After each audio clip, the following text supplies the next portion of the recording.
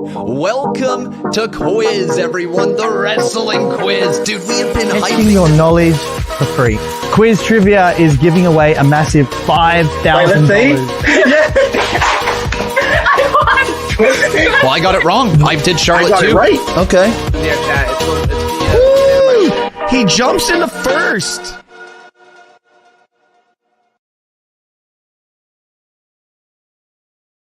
Welcome back to the Top 6 show, sponsored today, powered by our friends at Quiiiz. You want to scan the QR code, there's a link in our description or live chat as well. Just go check the website out, make yourself an account.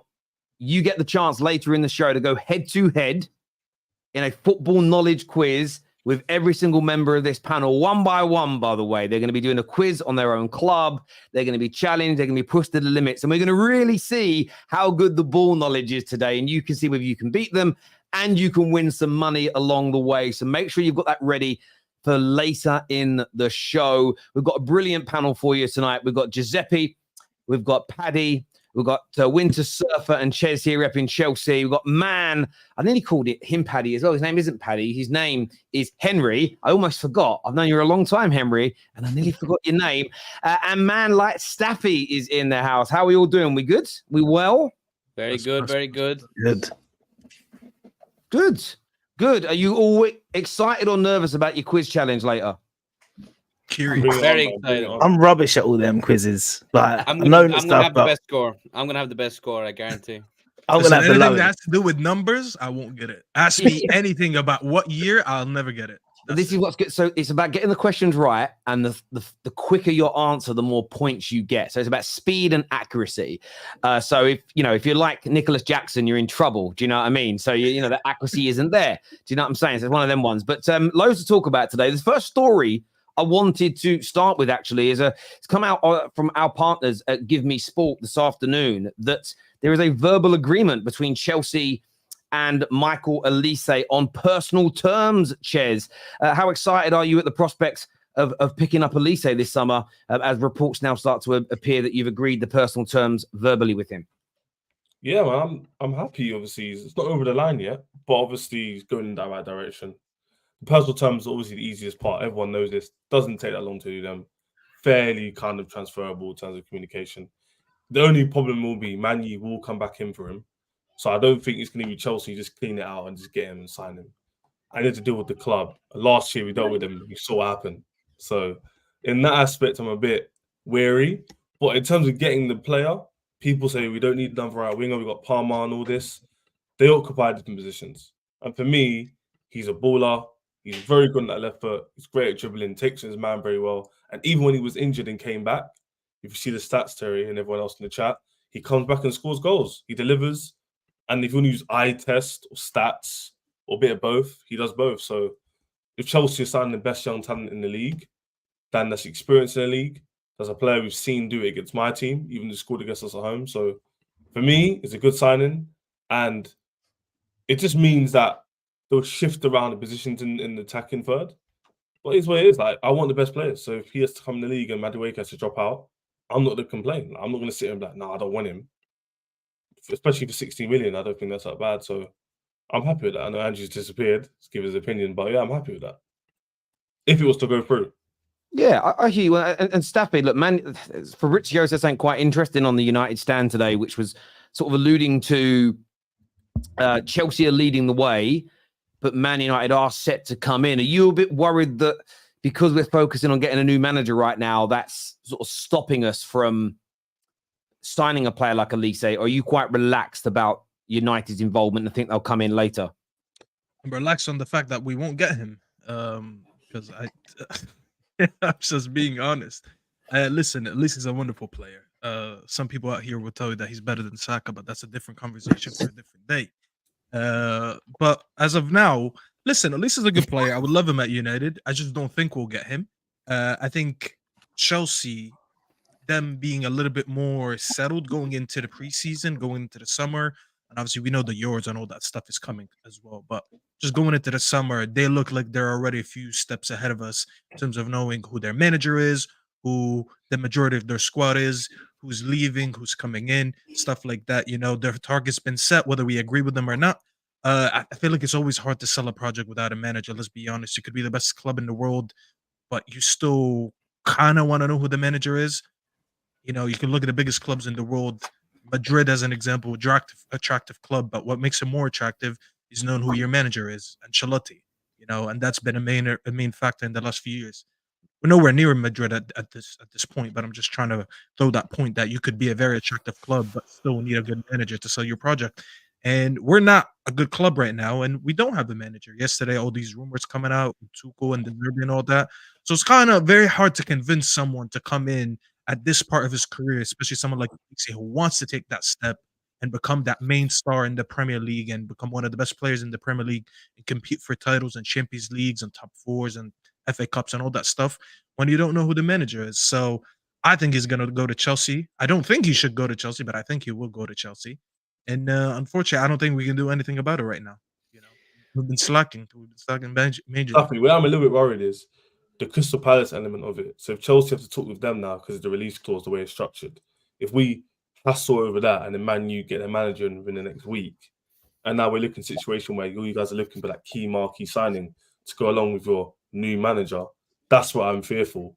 Not because I don't think you have Paul, but then it becomes a toss-up on Elise's part. So that's the only thing I'm a bit wary about, which you could probably agree with, to be fair. No, I hear that, and I would love that to be the scenario because I do want Olise. Don't get me wrong, I do want Olise. I just don't think we'll get him. But if you told me within a week, United will get. Let's just talk about De Zerbi as an example, because De Zerbi is looking one of the most realistic possibilities right now since he doesn't have a job, and we're still speculating on who paid his the buyout clause, I should say. If you get De Zerbi within this week, and then you go in and you negotiate right away, and you're like, listen, this is no nonsense negotiation right now. We'll pay anything you want. Not necessarily that, but we'll pay more than Chelsea, I should say. You convince the player right away, give him all the money that he wants, all the stuff that he wants, whatever the negotiations are, convince him to come to the club. That would be great.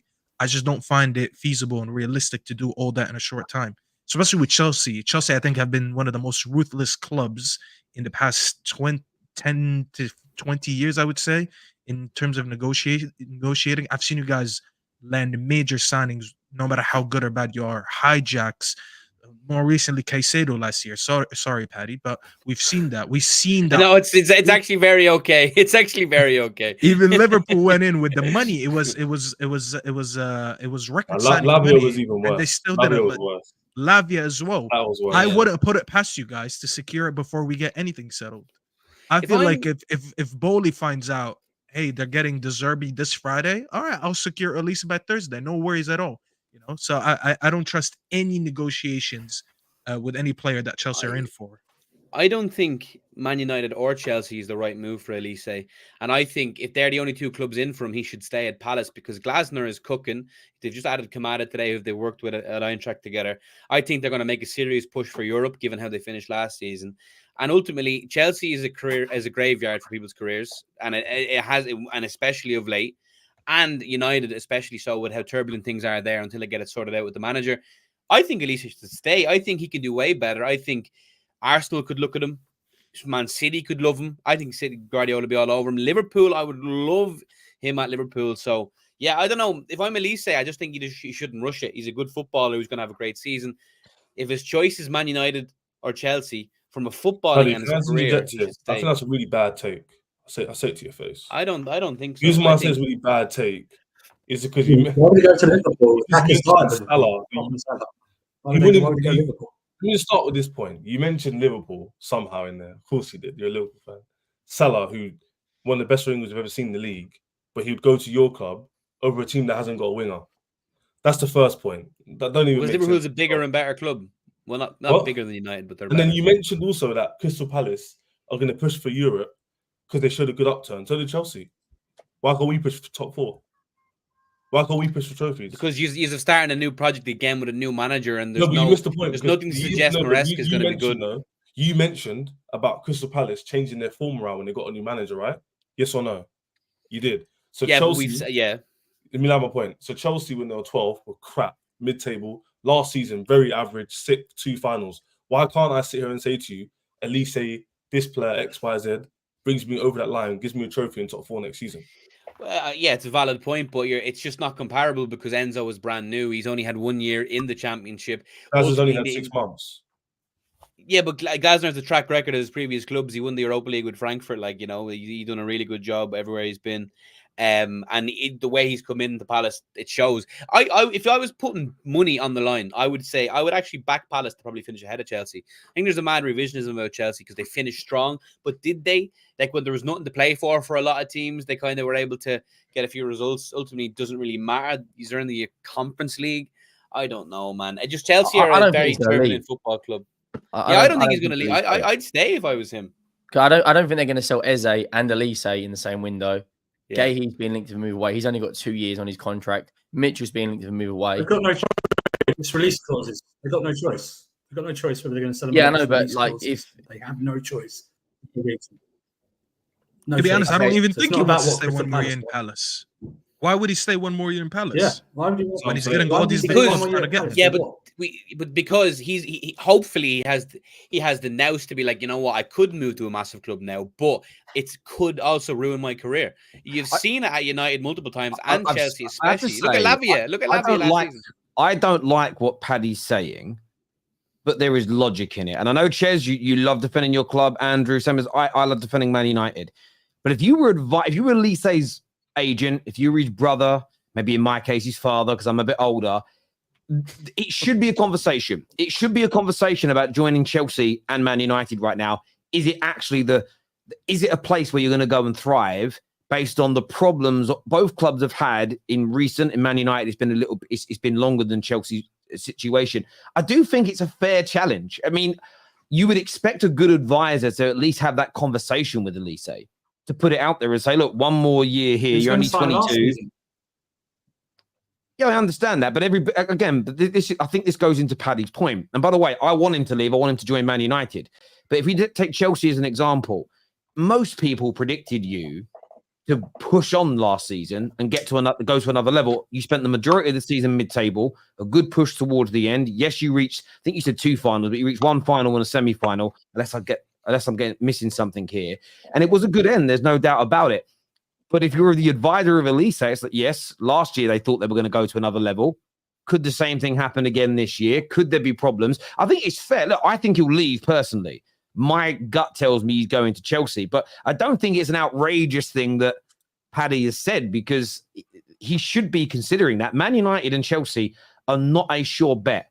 Whether no matter how much faith I like some of the things that Ineos are doing, but it isn't a sure bet that it's not a guarantee we're going to get better. There's no guarantee Chelsea will get better.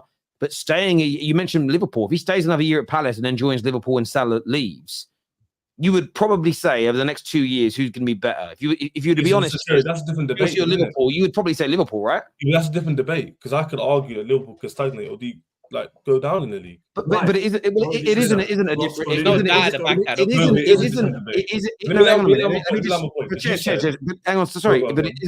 Let me just premise this. It isn't a different debate. I disagree with Paddy. I think he'll leave, but I'm saying his point holds water, because who do you generally think in 2 seasons' time is going to be the better team, Chelsea or Liverpool, in your honest opinion? Chelsea. Okay. There we go. But see, you're talking. That is my point. Do you understand what I'm saying? So there's no logic to back that. Let me land my point, yeah, because you understand if you listen. My point is that we're on the assumption that Chelsea will stay the same and get worse, and that Liverpool will stay the same or get better. Why can't they be the other way around? Then you'll tell me, because Liverpool have a track record of improving their teams, etc. The key difference is the manager. There's no proof that this manager is any better than mine.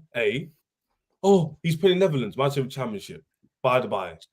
There's no proof that with that team, he's going to improve the team, challenge for the leagues in 2 years' time, by the way. Not 1 year, 2 years. Yeah. Cheers. So I get your point, but nobody has sat here and said that it's a guarantee that Chelsea stay where they are, or a guarantee that Liverpool stay where they are. Compared us to Crystal Palace, Terry. I understand that. But please, the point I'm making is that if you're a betting man, you have got faith in Chelsea because you are a diehard Chelsea fan who has very blue tinted glasses, and that's what I love and respect about you, Ches.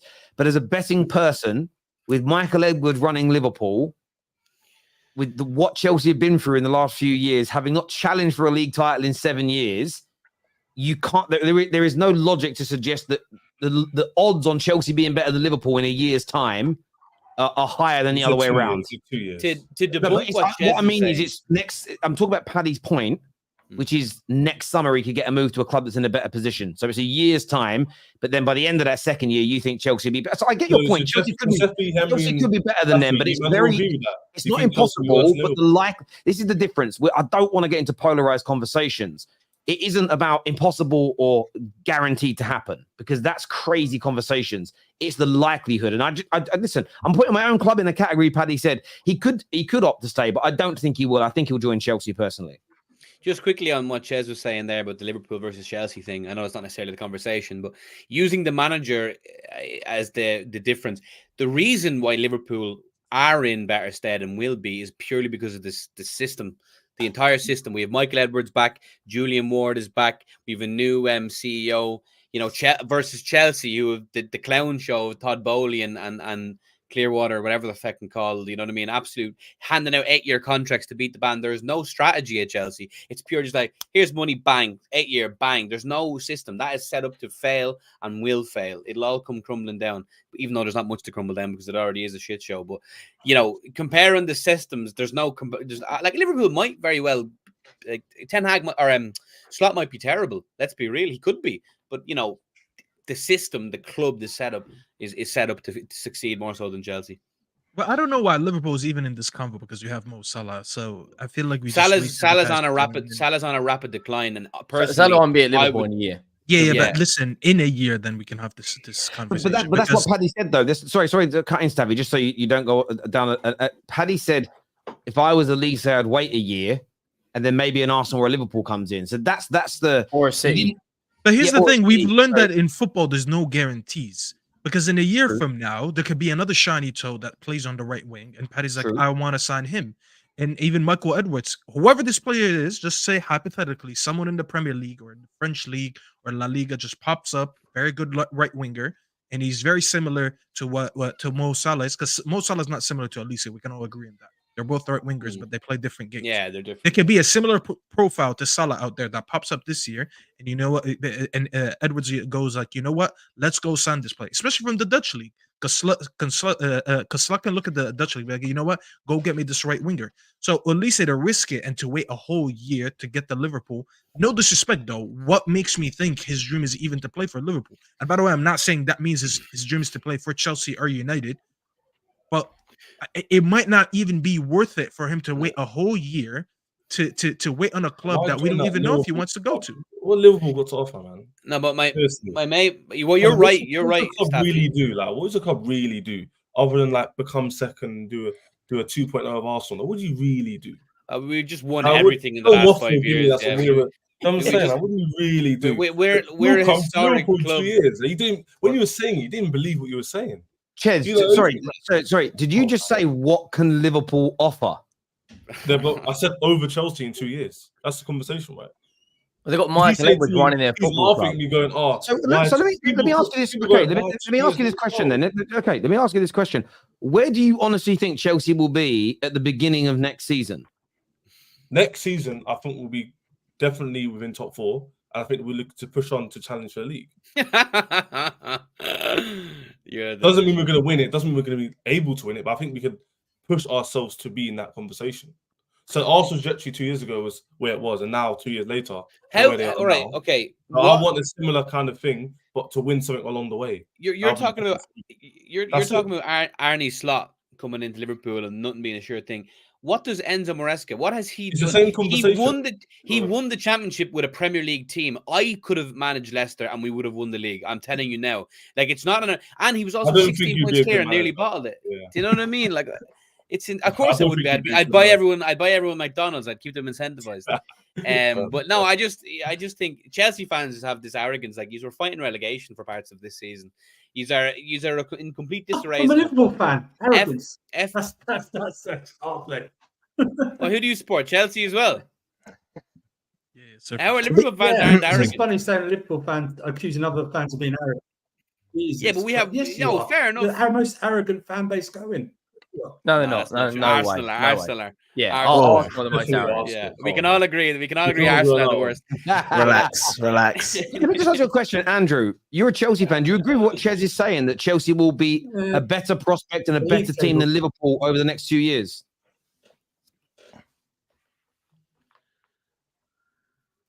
I can't back what Ches says because my biggest question mark is the manager still. So I can't back what Ches says.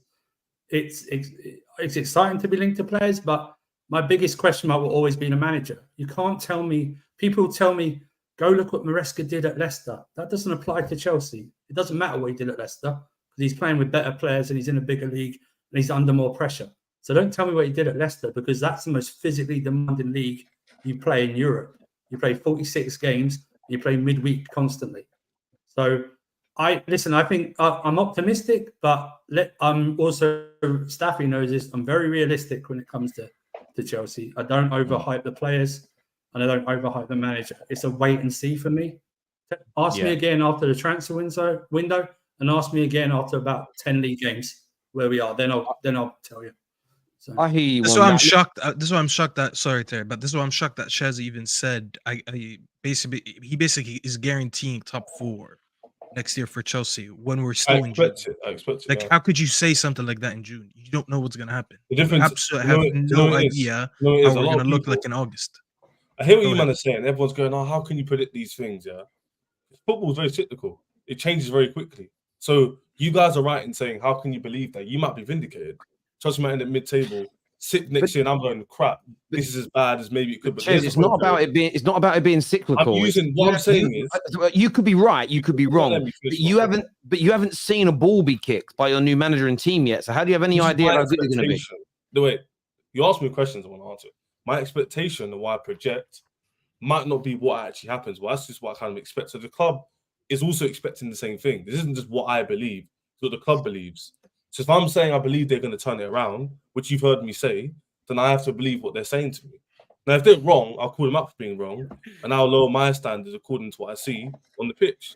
But if they're saying to me they want to hire a manager and they get a guy from the Championship, and the expectations are still top 4 on the trophy, then that's also going to be what my remit is. And did you also agree with Maresca when he said he's going to compete for the league? Because that's just paper talk. I didn't believe that at all. No, but here's the thing, Ches. Projections. You cannot project. Projections are a little bit more based on like factual evidence. Like I can project something based on like, what I currently see. Last season? I'm sorry. How many points were Chelsea of top 4 last season? I don't know. 8? You told me. No, like that? 5. But the only thing I'm confused about, Ches, and I want to get to the quiz in a minute, but there's a different. A minute ago, you're guaranteeing where Chelsea are going to be. Now you're saying it's just your expectation. So what is it? Is it your belief of where they're going to be, or where you hope they are? I wasn't that clever in my words. I can be if you wanted me to be. What I said is that top 4 is what I want and I expect to be next season, where I want to be. Then you said, can you challenge in 2 years? I said I want to be consolidating that position, then to push on in that second next year coming round.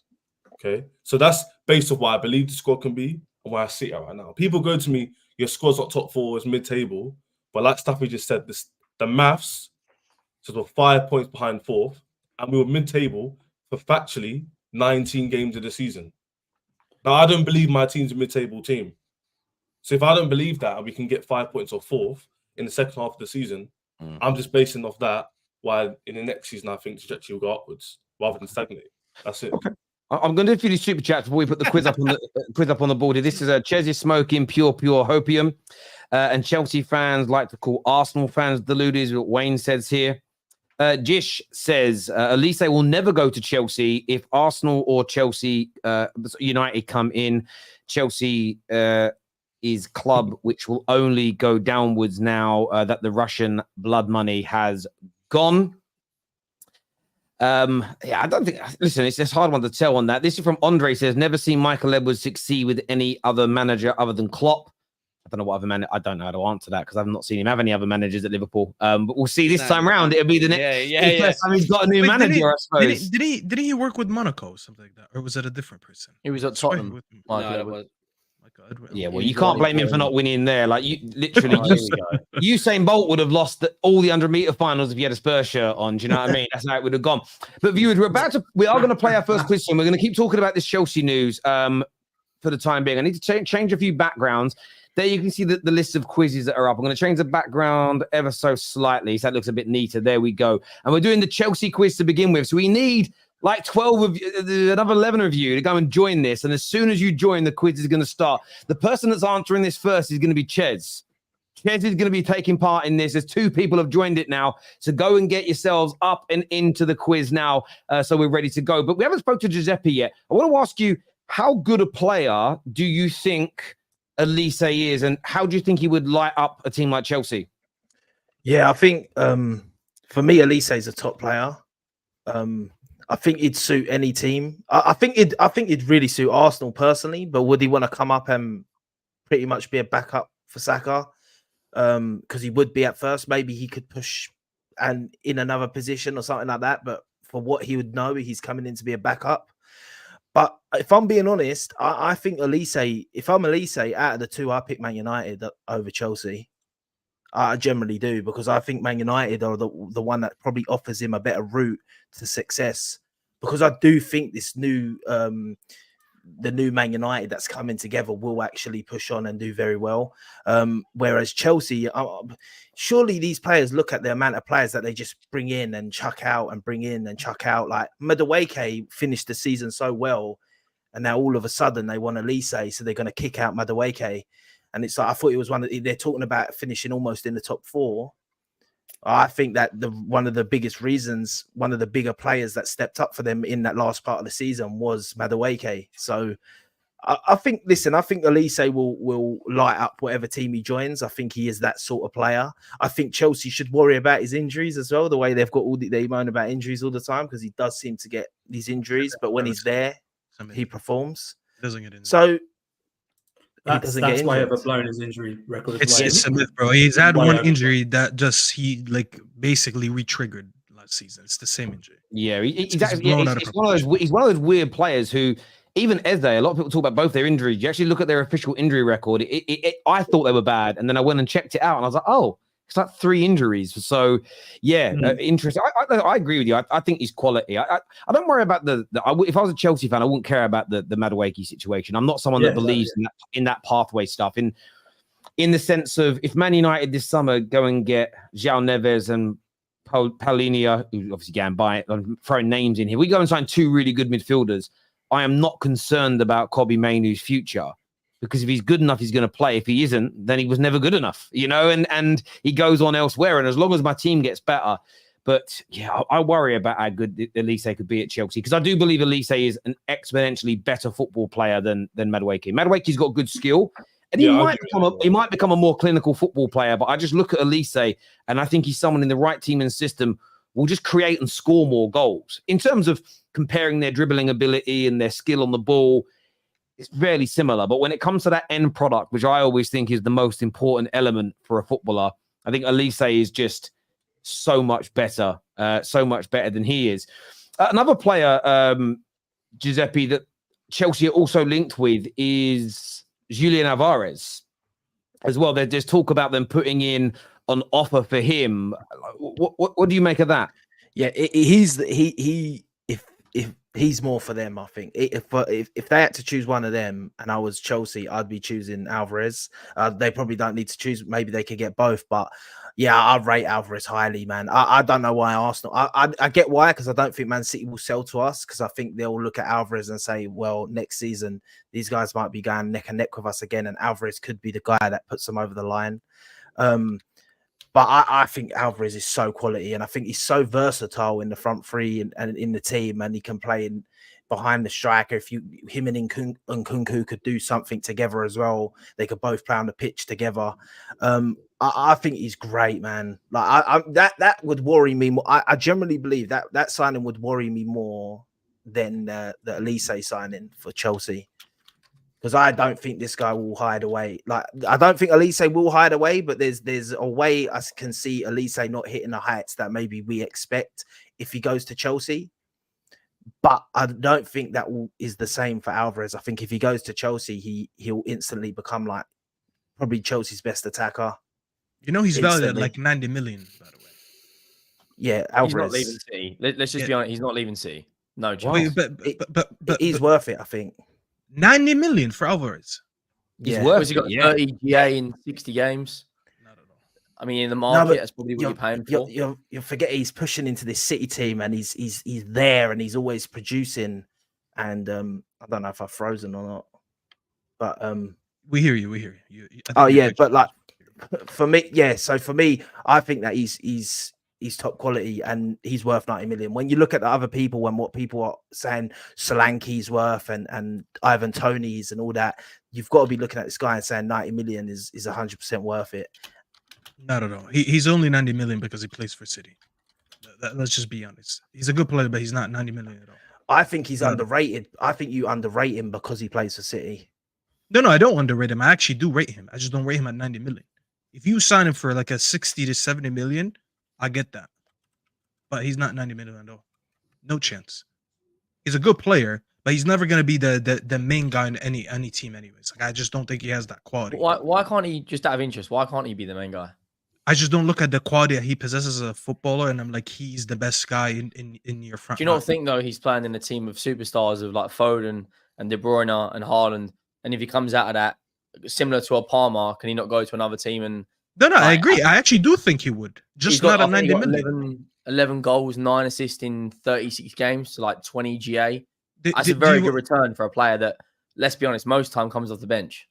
No, I agree with you. But like when you watch him with Argentina, he's a very good player for Argentina. But he never looks like the guy who's like, you know what? When Messi retires, this is the next big thing. Even they said that about Aguero. Aguero wasn't that great for Argentina. No, but that's different. So that's a different conversation because that's a generation where they had more strikers than anything else. Yeah. So we can put that one to the side. I'm just talking about when you look at him.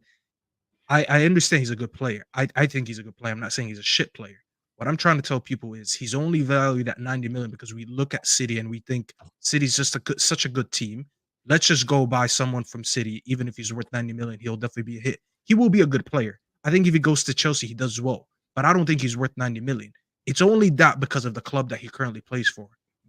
I got to remind you, he's also on the bench. So you're not even buying a consistent starter for his team. You know what I'm saying? 90 million is steep. That's crazy. Like when you're asking me right now, would you rather sign Álvarez for 90 million or Olise for 60? I'm going Olise for 60 every day. Every day. Because Olise eventually will be 90 million. Yeah. Just like in the right team. Whereas Álvarez, I think this is the highest Álvarez is ever going to be price-wise.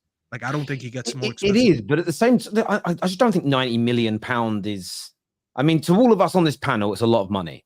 I don't think 90 million pounds is a lot of money anymore for a 24-year-old who has been delivering in one of the hardest leagues in the world, who delivers internationally, who does score goals. Yeah, listen, he isn't going to be Messi because there is no one currently playing that can do what Messi did. That we might not see another person of Messi's level for 30 or 40 years in the same way as it took 30 odd years from Maradona to him, but Maradona to Messi for us to see someone of that level. But people always criticize Chelsea and say they spent $1 billion and what does their squad look like? I look at this summer and think 90 million on Álvarez, 60 million on Olise. It's 150 million pound.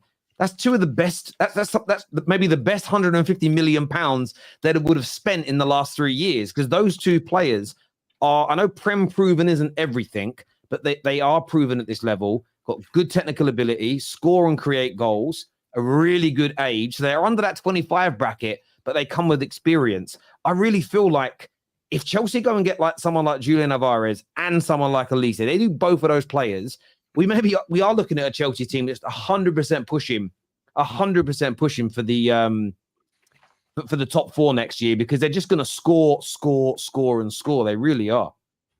No, definitely. He's got less question marks than me than Sesko at 65 million. Definitely less question marks.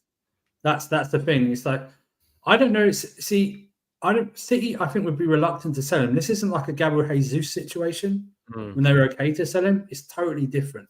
This one would come if it's in the league. It could come back to bite them. If he is going to leave, I see him either going to PSG or Atletico Madrid. I really do. I see him moving abroad. I don't think he would choose them over Chelsea, to be fair. It's just no. This is not the point of choosing. If Man City decide to sell, I think they'd sell abroad. I don't think they'd sell in the same league. It's not like it's not the same. I agree with that to a certain degree. They want to get the same money abroad. I feel like the money dictates the transfer. PSG, that's the only one you get, probably. I hear you saying, Andrew. I think it's more likely whoever spends the most will get him. I don't think it's a case of if PSG offers 75 and we offer 85, they'll say no to us because we're Chelsea. I think they'll say that. If he wants to come to us and we can reprice, I would pay 90 million, like I said, instead of 65 for Sessions. Yeah, 90 million for Álvarez instead of that. It's going to be an interesting one. Viewers, we're waiting for you here in Quiz. We want to see who the smartest is. I know a few of you have come in and gone out. Sit in there, and when we hit 12, we are going to go. So if you're ready to play, get yourself in there. If you want to take on Ches in the Chelsea Challenge, come and do that right about now for us, people. You know what's funny? A lot of people sit there and they're like, "Oh, this person is waffling. He has no ball knowledge." Come on and prove him then. Prove it. Exactly. Go. You literally have a chance to prove that you know more ball than him. Exactly. Come on and prove it. That's essentially what you've got to go and do in the Chelsea game right now. Come on and do it. Get in and get involved with the Chelsea game right now. There are some people waiting. We're just waiting for the rest of you to come along. And if you win, by the way, as you can see, you can win some money. If you come first, it's $15 or whatever that's going to equate in the nation that you are playing in. So you can definitely get that done. So who do you think is going to do the best on the panel in the quiz, Staffy? Who do you think's got the best football knowledge? Always had a question. Of course it's me. That shouldn't even be a debate. No, easily me. Easily you. Easily. Staffy, that clip is going to be amazing now. Thanks for the clip, mate. Yeah? Bro, no, on a real though, like, did you really not expect me to back myself? I ask anyone here, they'll say the same thing. So. I'm the quiz master. I'm winning, I'm afraid, but we'll get to that in a bit. You know what, Paddy looks like he reads a lot. Terry's got all the answers. Terry's got all the answers. To be honest with you, it's all random. I have no idea what the answers are going to be. I'm excited to play it. I just need to. I don't know what the answers are. I've done a few earlier today.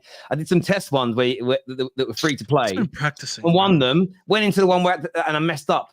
And also, I did it with KJ. And KJ's got this habit. We do it with shit. He talks a lot. Right? I know I talk, but he talks over you. So the question's coming out, and he'll throw an answer out like he knows it. 3 times he did it.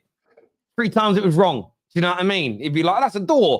It wasn't. I don't even know what the question was now. So yeah, we'll see. But I think Staffy will be good. I think Giuseppe will be Henry. I mean, there's no way Henry's winning. He's a Spurs fan. It's like they're all going to come second. It's what's going to happen. Yeah. So we will see. We're waiting for a few more of you to join. We're halfway there now. So get yourselves in there, people. Get that done for us, please. You have to sit in there. If you do it on your phone, I know you're trying to watch us at the same time. Just stay in there. A few of you keep coming out and coming back in, so we can't start the game until you all sit there. See, someone's just shut their phone and they're out of it again. Sit inside the game for us, and then we'll get it played. You're back again now. Who's in there? We've got Millie. I don't know the names. I don't know what everyone's usernames are. I'm the football terrorist. You can see me in there. So we're halfway ready to go. So keep coming in. We want to test your knowledge. And then we're going to be moving on, talking a little bit of Arsenal coming up, a bit of Ten Hag conversations coming up as well. On the Ten Hag stuff, before we wait for the people to arrive for this quiz, what did you make of the stories today? There's some journalist, Staffy, saying that talks have begun. Fabrizio has said that he's had no indication of that. The media are kind of turning on Man United a little bit now with this sort of talk of the club looks like it's in chaos because of the different styles of manager they're talking to. I think no one knows what's going on, and that's why everyone's frustrated. And when I say no one knows what's going on, I'm talking about journalists. Because last week they're saying, "Oh, Tuchel," was it last week or 2 weeks ago? "Oh, Tuchel is down for the idea of managing United if they approach him. Oh, he doesn't want to take a break, la, la, la." Then yesterday, all of a sudden, "Oh, yeah, he wants to take a break. He doesn't want to take the job." No one just knows what's going on. Everyone's just trying to find something to write, and they can't find something to write, so they're getting frustrated, and they're just recycling news. It's all recycled news. And actually, it's a good indicator, because for years now, we've been complaining about United leaking too much, you know? And now no one knows what's going on. So if anything, I actually like what's going on. Am I frustrated personally because I'm curious to know what's going on? Yeah, there's a little bit of curiosity that's killing me, that I want to know, okay, let's get to the conclusion already. I want to know who the next manager is going to be, or if it's going to be Ten Hag, so we can just move into the summer knowing what's going on. But no one has a clue. All these journalists are just recycling the same shit. And I'm fine with it. I'm fine with it. I think we're at the end of the day, if you want me to give my opinion, I think at the end of the day, we're going to get De Zerbi. I'm not going to lie to you. It looks more and more like De Zerbi's the guy. The fact that Tuchel was interviewed last week by Sir Jim in Monaco or whatever it was, and then now it's coming out that basically it's just like they didn't come to an agreement, or it just doesn't look like Tuchel's the fit to what Sir Jim is trying to do, just shows me more and more that number one, Ten Hag is not the guy. Because I saw a lot of Ten Hag celebrating. Like, you're an idiot. You're an idiot if you're celebrating, because clearly he's interviewing other managers. So it means that Ten Hag is not the guy.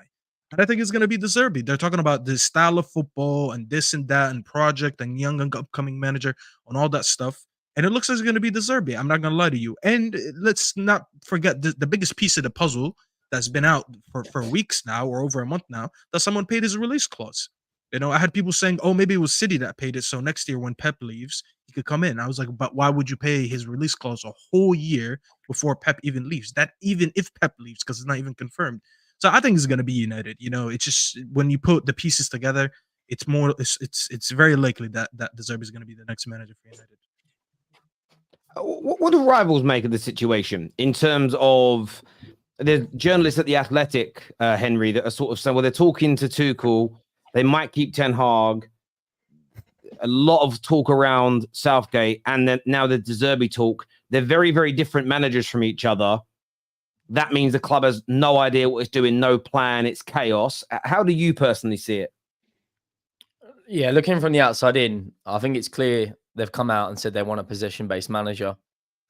I think that's the kind of route they want to go down. De Zerbi kind of ticks a lot of the boxes, but I think people are underestimating how much that managerial role weighs. That you get pressure at certain clubs in Europe a lot more than others, and Man United, if you're not performing, then you are going to be out the door, because they've given Ten Hag patience, but he has delivered 2 trophies. I actually think, the more I'm alluding to it, I actually think Ten Hag may stay, because Southgate right now, I mean, I know he's been linked. Jesus Christ. We're losing to Iceland, England. Oh, I would love absolutely it. atrocious. If he goes there, bearing in mind, I think his only club role of recent is Middlesbrough, right? And he was relegated. 2009, yeah. Thomas Tuchel, I don't think is the right guy. He's more of a win now manager. System changes quite a lot, counter-attacking when he's at his best. Doesn't kind of suit the position kind of manager they want. The only one that he's been linked to as of recent is De Zerbi. And I don't think, I know he did reasonably well in Italy and getting Brighton into the Europa League, but is he at the level to manage Man United? What else has he got on his CV? I don't really rate him like other people do. And then I think, who else out there is there? Chelsea have gone to a younger manager. Bayern Munich have gone to a younger manager. Do they have to find another young manager out of nowhere? I'm surprised they didn't approach Thiago Motta. I know he only had very, very small, I guess you could say, sample size at Bologna, but he did very well with them. Plays an attacking brand and kind of fits the mold that everyone else is going for, which is why Just to stop you on that conversation, the quiz is about to start, Ches. You got to get ready. It's coming now. Speed on these questions. So here we go. First question. What colour were Chelsea's away kits during the 2012 Champions League campaign? White. I was going to say black. Oh, it's black. It is black. It is black. Next question. Quiet for Ches. Oh, there we go. Why was it one question? Round one. Okay, so round one. Round one. No, that's next. In what year did Chelsea win the English Premier League for the first time in 50 years? Oh, easy 5. There we go. If you know the answer before I finish reading, shout it out so you get quicker speed. Yeah. Trying to read it at the same time as you're talking. Where is that leaving you right now? Oh, you dropped into third on that one. Yeah, you dropped into third on that. Who is Chelsea's youngest ever captain? B. Yeah. John Terry. Yeah. You went with John Terry. It was Ray Wilkins. It was Ray Wilkins. Oh, no. Cheers, where you dropped to now? I stayed in third. Yeah, stayed in third. Some other guy got none right yet. Which Chelsea manager famously said, "I am the special one"? Hey, obviously, yeah. Say the name. It's easier for me. I can find it quicker. Sorry. That was a simple one. That was a simple one. Oh, look at that. You're closing. I mean, game day is killing it. Which Chelsea player is nicknamed the Bison? C. Going with Essien. Let's see what's happening here. What's going on? It's Essien. There you go. Froze a little bit. He got it correct. He got it correct. Just that one. There we go. Oh, still just sitting in third place. Who coached the losing team in the 2012 FA Cup final? 2020. Lampard, yeah. Sorry. It was obvious. It's the only man, Chelsea man.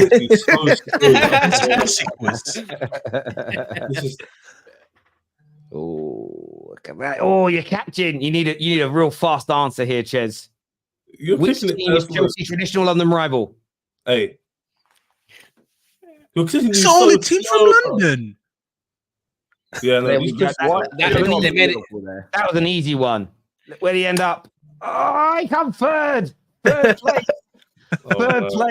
Third place. We're going to go back to the lobby. The next one we're going to do, and do you know what? I am going to throw you, Staffy, sort of under the. I'm going to go straight to the Man. Do you want to play Staffy? We're going into the Man United one. So get yourselves into the Man United one. That's the next one we're going to do on here. We're going to test these knowledge as we're talking about United. But sorry, back to your point. Well done, by the way, Ches. It's a nice pressure when it comes to that. But no, you clipped them so slowly, Terry. You ditched me up, man. Sorry, my fault. Hang on, we're going to be starting Staffy straight into your game here, bro. It's going to be straight into your game here. All right. Get ready. Straight into your knowledge on United. Who is United's all-time top goal scorer? Wayne Rooney. Boom. Bosh off the bat. Straight out. You got to remember, I'm dyslexic as well, right? So this is hard for me. Oh, look at this. Sitting in second. Which player has the most Premier League appearances for Man United? Ryan Giggs. That's easy, man. You'd be surprised. 2 for 2 so far. Probably choted. Oh, still speed. third. What is the highest number of goals scored in a single Man United versus Liverpool match? Ooh. 9? I'm going to go for 9. It went with 9. Oh, that's what most have gone for. Oh, it's 11. 11. Yeah, it was in the 40s, I think. Oh. Still in third there, Staffy. That's a tough one. How can I? Which of these players play for both United and Liverpool? No. There we go. Michael Owen. You were first on that. Gary Neville. Be quick. Danny Murphy as well. You know the answers. Be quick. I don't know the answers. I don't know. Game day killing it again. From which club did United? Juve. Done. See, I'm reading quick so we can beat that guy. Exactly. Just what I was trying to do, man. It's long, man. That's definitely a robot. 100%. It's not. It's one of our guys. As in viewers. How am I still third? I got one wrong. What was the scoreline when Man United first won the European Cup? I don't know, man. Was it the date or the score? Yeah, that's an error. That is, I'm going to say it was in May, but there's an error. It says 2024 on it. What is this? That's a mistake. That's a mistake. No one could have got that one right. Oh no, stuff your ball knowledge. Oh no. What can I do? United all-time leading scorer. Rooney. Oh, you got the same one twice. There we go. I made up for that. AI sorted you out there. There we go. Yeah, that question with the date instead of the score was there. I was about. How do you not know the score of that cup final, bruv? It said score, and then it showed dates. 2-0. 2-0. I'm not gonna lie, I don't know, but I think it was 1-0. 2-0. That's my guess. Where'd you end up? Oh, you came third. Game day is a bot, first of all. No, 100%. Too quick for R1s, man. How am I? The chat saying I'm a glory hunter. I got one question wrong. You know what the chat ain't having it. The chat is saying what it is. You know what I mean? You know what I mean? It's saying that. Staffy, that was easy, Staffy. What I'm gonna do, Giuseppe. What do you want me to do, man? Let's do a little bit of Arsenal as well. Actually, now let's do a bit of Arsenal. We'll do Arsenal's one with Giuseppe as well. Now we're gonna do Arsenal's one. Get yourselves in there, people. You can click the link on our description. How come we've got 4 seats? Chelsea had 12. No, we removed that because people were taking too long to come in. So we're just doing. So if you guys want more of it, we can add more in. And yes, it was 4-1. Well, the score in the Champions League final in '68, it ended 4-1, but it was 1-1 at full time. So it depends. It'd be interesting to see the way around that goes. So if you guys want to get signed up, click on the link and go to the Arsenal quiz. It's ready for you now. And we're going to start doing more of these quizzes moving forward. And when the season comes back, we might do it during the Euros as well. We're going to do some quizzes where we're going to be testing people's eye test. So things like who gave the ball away the most in the game that you're watching and this sort of thing. So you ready, Giuseppe? It's your go now, my friend. Let's go. Which Arsenal player won the PFA Player of the Year award in 2003? Thierry Henry. Correct. You got to answer quicker if you want to beat game day. You better not be in this one as well. No, he's not in this one. Oh, not in this one. Now he's no excuses, Giuseppe. Hold that, Staffy. In what year did Arsenal move to the Emirates? 06. 2010, someone's put. They're probably only like 12. Oh, is that the second? Up to second. Typical Arsenal, eh? What colour did Arsenal wear in the 79 Cup final? Yellow, blue. Yellow, blue.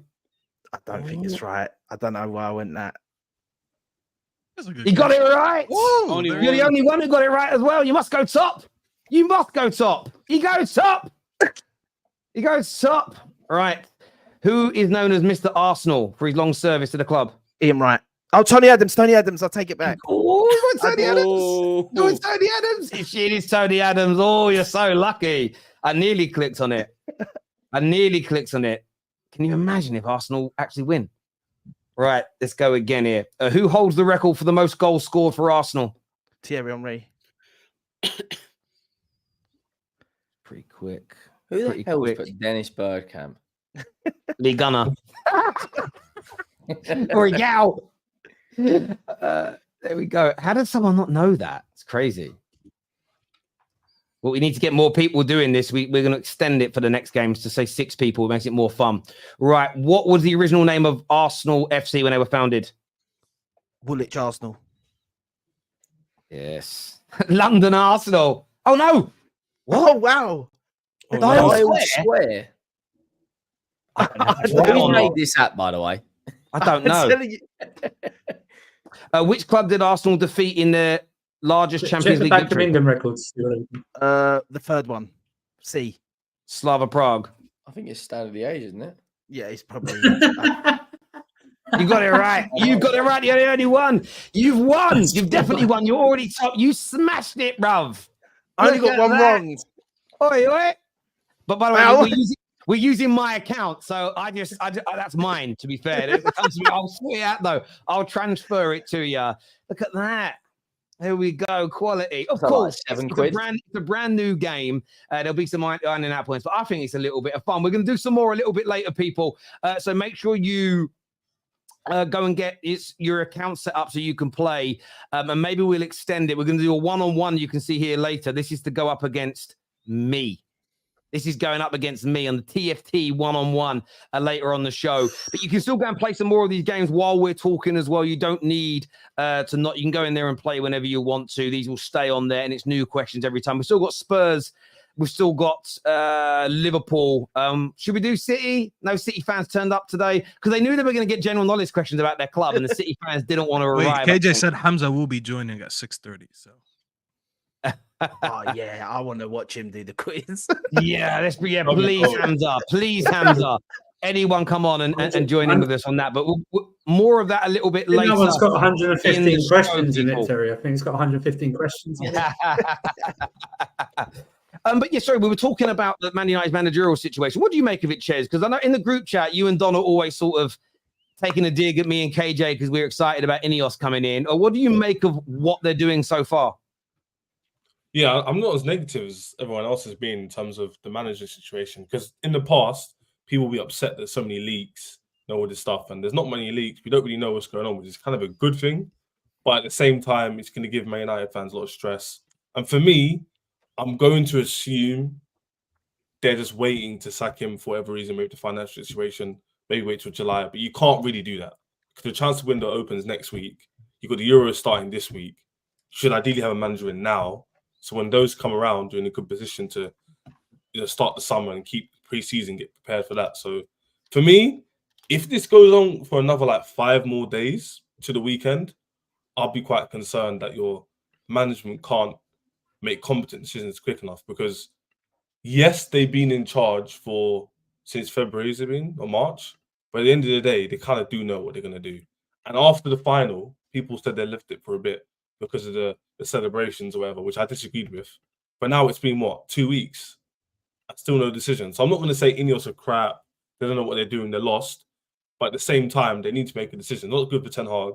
It's not good for the new manager coming in. It's not good for the fans. And not good for the players either. People like Olise potentially coming to the club. So for me, this week is the week you need to sort it out. And if you don't, then it's not looking good at all. I think it's not going to start off on a good foot. I'm not going to crush it on your club and say it's finished and all this crap. I don't believe in that. But I think it's more of a case of it needs to be sorted out quickly because managers are important. I think United should keep Ten Hag, and it's not even like banter how keep him in.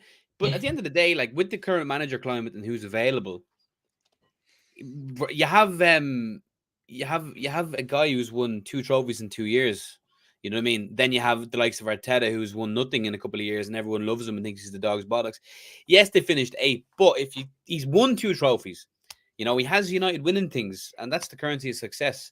You know what I mean? Maybe a year out of Europe or, in a lesser competition be good for United. Let them build their way up there. I think keep him. With who's out there, I think keep him. I don't think you be careful what you wish for with wanting them out straight away because you're going to have to start a new project, a new process, the same old shit again. Like you've had so many rebuilds. You don't believe what you're saying, bro. I swear to God, no. You know what? No for a long time, I was like, Ten Hag is washed. But at the end of the day, he's won 2 trophies in 2 years. Why would you get rid of him? I've heard Paddy talk way too many times on the top 6. He doesn't believe what he's just saying right now. I swear on my life, I do. Okay. You said about Arteta though. One thing I want to say because you did at my manager, so I have to say that Arteta showed progression every season, and that's why us fans or a lot of Arsenal fans are behind him. Now, yes, they won the FA Cup this season. I thought they played really good in the final. I do think that there was a City were a bit like end of season vibe sort of thing going on as well. But he regressed this season. The way they were playing. And everything, I feel like he regressed. And I know what you're saying about them starting a new process again and that, but they've got a brand new process starting from the top right now. And I think when that happens, you need to start with a new manager when the manager's kind of toxic in the club. By toxic, I mean maybe not, but by the fans, they're not with him. The fans ain't behind him. Next season, the second the results start going bad, you're going to hear so many fans, Ten Hag out. So although I do get what you mean by be careful what you wish for, and the next manager might not be as good, I think it needs to be done. I agree with you in a sense. In an ideal world, if you get the right man, yeah, okay, fair enough. But like De Zerbi is the one being shouted at now. De Zerbi, had Brighton playing good for a period, but ultimately was building on Graham Potter's success. I think there's no guarantee De Zerbi comes in and magically starts doing things with United. Like he's only won. The only thing he's ever won in his career is the Ukrainian Premier League on a cup, maybe. So I don't know. Yeah, I just think be careful what you wish for. I mean, but look, the thing is, I understand what you're saying. He built upon what Graham Potter did. But that's what happens when you join a well-run football club. At the end of the day, Klopp was very successful at Liverpool. Let's not pretend that he didn't take over a team that just a year or so earlier nearly won its first Premier League under Brendan Rodgers. That doesn't take anything away. That's disingenuous. That's disingenuous. No, but it isn't disingenuous. What Brendan Rodgers had to suffer with is that in the summer after he almost won the league, he lost his 2 best players, didn't he? Luis Suarez almost won Liverpool the league, not Brendan Rodgers. That's absolute nonsense. It was still a team. No. And this is what Liverpool fans love doing this with their history, especially to protect Gerrard. Is a lot of Liverpool fans act like none of the teams that Gerrard played in were very good or they didn't have very good managers, and that's why certain players didn't get things. I'm taking nothing away from Jurgen Klopp. I'm simply stating that you could apply that logic to a lot of teams. It's like saying, well, Pep's amazing, but he was only building upon what Mancini and Pellegrini had laid down before. But there is truth to that because the club had a really good structure before Pep arrived. So I do get your point on that. For me, when it comes to Man United, listen, if we end up with Southgate and doesn't go very well, I'm gonna be frustrated. There's no doubt, but I'm not focusing on the labor. I'm not focusing on all these stories and all this noise. I'm focusing on the fruits that are produced from this labor, because I sometimes think we're forgetting where Man United are. We know what Man United is as an institution. We know what Manchester United were in terms of a team that challenged every year with winning titles. When it comes to history, we are still that club. When it comes to the contemporary world we live in, we have been a shambles. And there are a lot of Man United fans who are still delusional that think, get a good manager, we're going to be okay. There's far more that we have got to gut the entire football club from top to bottom. And in that process, we want to play a particular way, and we need a certain manager that's willing to go through the pain that's going to come still. I think there's a lot of Man United fans that don't understand that we may have to take a step back or two to move forward. That isn't because it's just normal for any walk of life, in any type of organization, sports team, school, a college, a workplace, a family. Sometimes you've got to go backwards before you can move forward, especially when you're picking up a club that has been toxic, broken, and mismanaged for the better part of a decade and had financial issues for basically 20 years. This idea that we're just going to come in, get a top manager, sign 4 or 5 top players, and it's all going to be okay. I just find that train of thought delusional. Man United fans have got to strap themselves in because it may not look great straight away. The idea that, and Ineos have alluded to this in their conversations, Man United fans need to be patient. This is going to take a while for us to get back to where we want to be. There is no quick fix here. This isn't a team 18 months ago that nearly won the Premier League, and you're now just bringing in a better manager to take you back to those levels and higher. You're talking about a broken, crumbling, physically and metaphorically, institution. Man United fans have got to be prepared for that. And that doesn't mean I'm 100% supporting the appointment of Gareth Southgate, but I'm going to assess what Ineos have done in 2 years, 5 years, 7, 8 years time, and then look back. Doesn't mean I won't criticize things I'm not happy with. Doesn't mean you can't complain, but I think we need to not show our asses and have to sit back and actually look at the situation that we are in. There's so many Man United fans out there that honestly, I think live on cloud cuckoo land that don't believe we're in the mess that we're in. But they're the same people that 4 managers, 5 managers ran in, all said, sack LVG, bring me Jose, this squad wins. Sack LVG, sack Jose. Look at Ollie's done in a few weeks. Told you the squad was brilliant. We'll win the league next year. Get rid of Ollie. This squad is good enough to win the league now. You've all seen it on social for a decade. These are the same fans now saying, why are we not hurrying up and getting a manager? Why aren't we ready to go?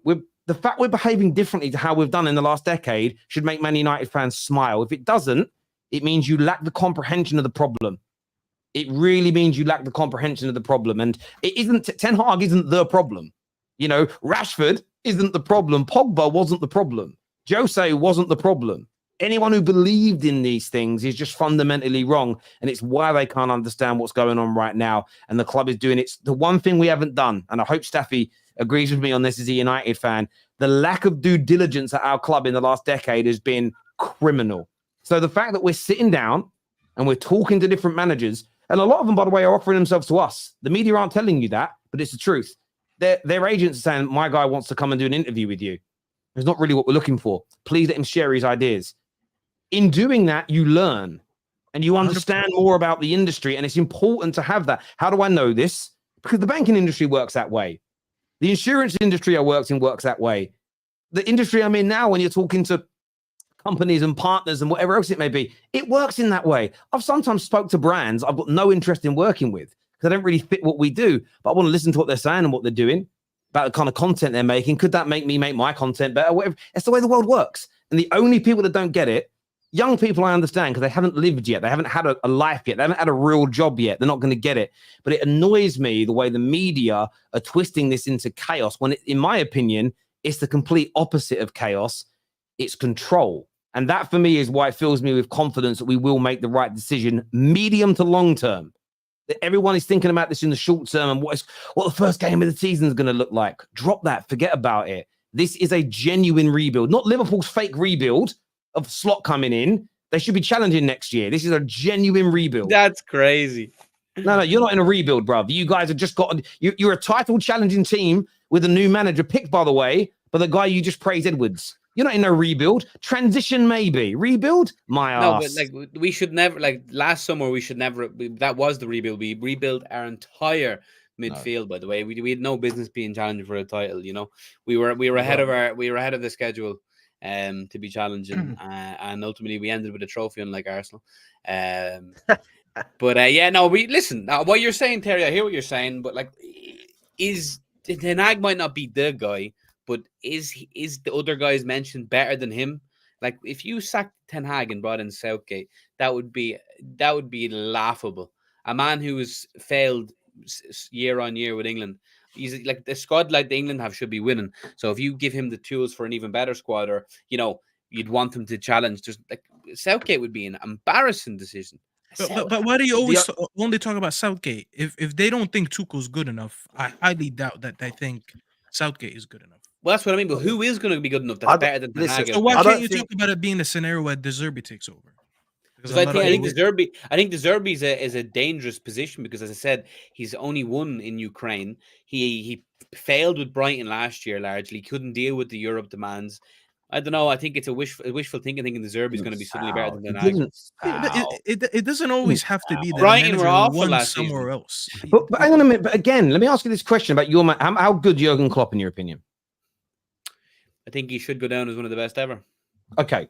So how well do you think he would have done over the last 9 years if every single summer his best 2 or 3 players were sold and replaced with untried and tested kids? Jurgen Klopp would have won everything with United. That is not the question that I asked, is it? How would Jurgen Klopp have done at Liverpool if every summer his best 2 or 3 players were sold and replaced with untried and tested kids? Do you think he would have been as good as he was? Because I say that because you guys lost 1 centre back. And that was fine for the reason for your whole collapse of the season because he got injured. So imagine you actually having those players sold and they didn't return. Come on now. It's disingenuous to say De Zerbi went backwards. They sell his best players every year. Yeah, but what I don't I just think it's but even when he had them playing well, it was because of the foundation that Potter built. He's never really done a whole rebuild himself. Not the foundation that Potter built. It's the foundation that the likes of Dan Ashworth and the club and Bloom built together. Their football club, pound for pound, is so impeccably run. It's not everybody's cup of tea because they don't spend hundreds of millions and try and win everything. They don't have the finance for that. They go bankrupt. De Zerbi took what Potter had done and took it to another level. There's absolutely no doubt about that whatsoever. And Potter plays a key component in the progression of Brighton. And no one's going to take it away because clubs like Brighton don't operate how Man United are getting away from, where the manager runs a club. They're a head coach of the first 11. That's it. And that's what Man United are looking for, is someone who is a head coach of the first 11. I don't want a manager. I hope that when we announce who it is, it says head coach in their title. Man United have tried 5 managers and let them run the club running, and it is fouled horribly. The biggest reason for that is that no one's trained to do what Fergie did. It's why I will still say this. I'm happy for Pep to be considered the GOAT when it comes to head coach. But Fergie was the GOAT manager. This guy run the football club. Pep ain't running no football club. And that's not a dig at Pep. It's a different skill set to actually run a football club top to bottom. Everything goes through you. Most head coaches now, they coach their first. They have a say in transfers. They have a say in other areas. But they have, we know it. We've seen Pep in interviews say he didn't know who he was signing because he ain't involved in that. It's an era now, isn't it? Like when Wenger and but we have tried to act like it's 1984 again every time and give a manager complete control, and it's ridiculous. But look, it's going to be an interesting one to see how it pans out. Viewers, let us know in the comments section below. This year says rivals don't cut United any slack. It's trash. We'll see. Giuseppe, proof Arsenal fans are real, not plastic. Yeah, Hamza's 45 minutes late, by the way. I think he saw the quiz and he was like, I'm off. United don't even know what they're doing. Quantify that for us. De Zerbi is so disrespected. CV means nothing. Look at Poch.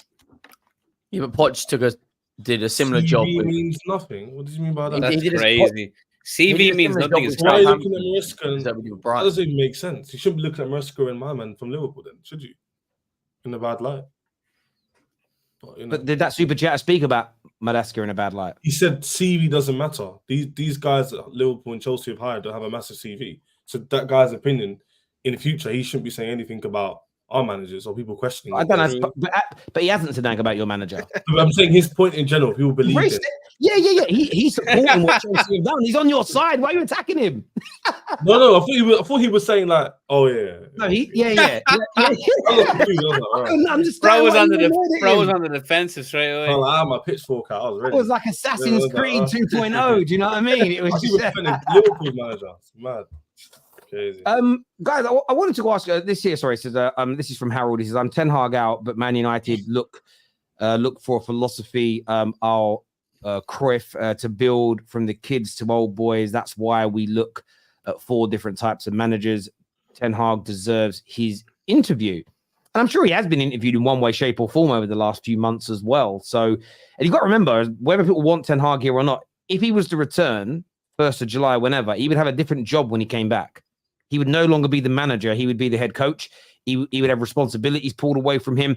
And this is what Man United fans, when they ever go at me, don't understand. This is why I think it's best to move on from him. Forget the style of, forget everything, all of that. I don't know if anyone's ever worked in a job and had responsibilities taken away from them and their job reduced. I've not personally gone through it, but I've seen it. People really struggle. People really struggle to. Depends what sort of manager you are, though, because that's what all the top clubs have. Bayern Munich, yes, yeah, but it's when you're actually in that circumstance and everything else. Yeah. That's what I mean. But if he can handle it and he's going to take it on the chin and it's a positive environment, it may not handle it. I don't think so. I don't think so personally. He got demoted. He knows that we're interviewing other managers. It's like knowing your girl is DMing other guys. You just know, bro, at any point she's leaving you. Then just have some dignity and leave, bro. Bro, exactly. I'm going out for the evening. When you're back, probably in the morning. You just end it, bro. It's not going well, bruv. Do you know what I mean? If that's going on.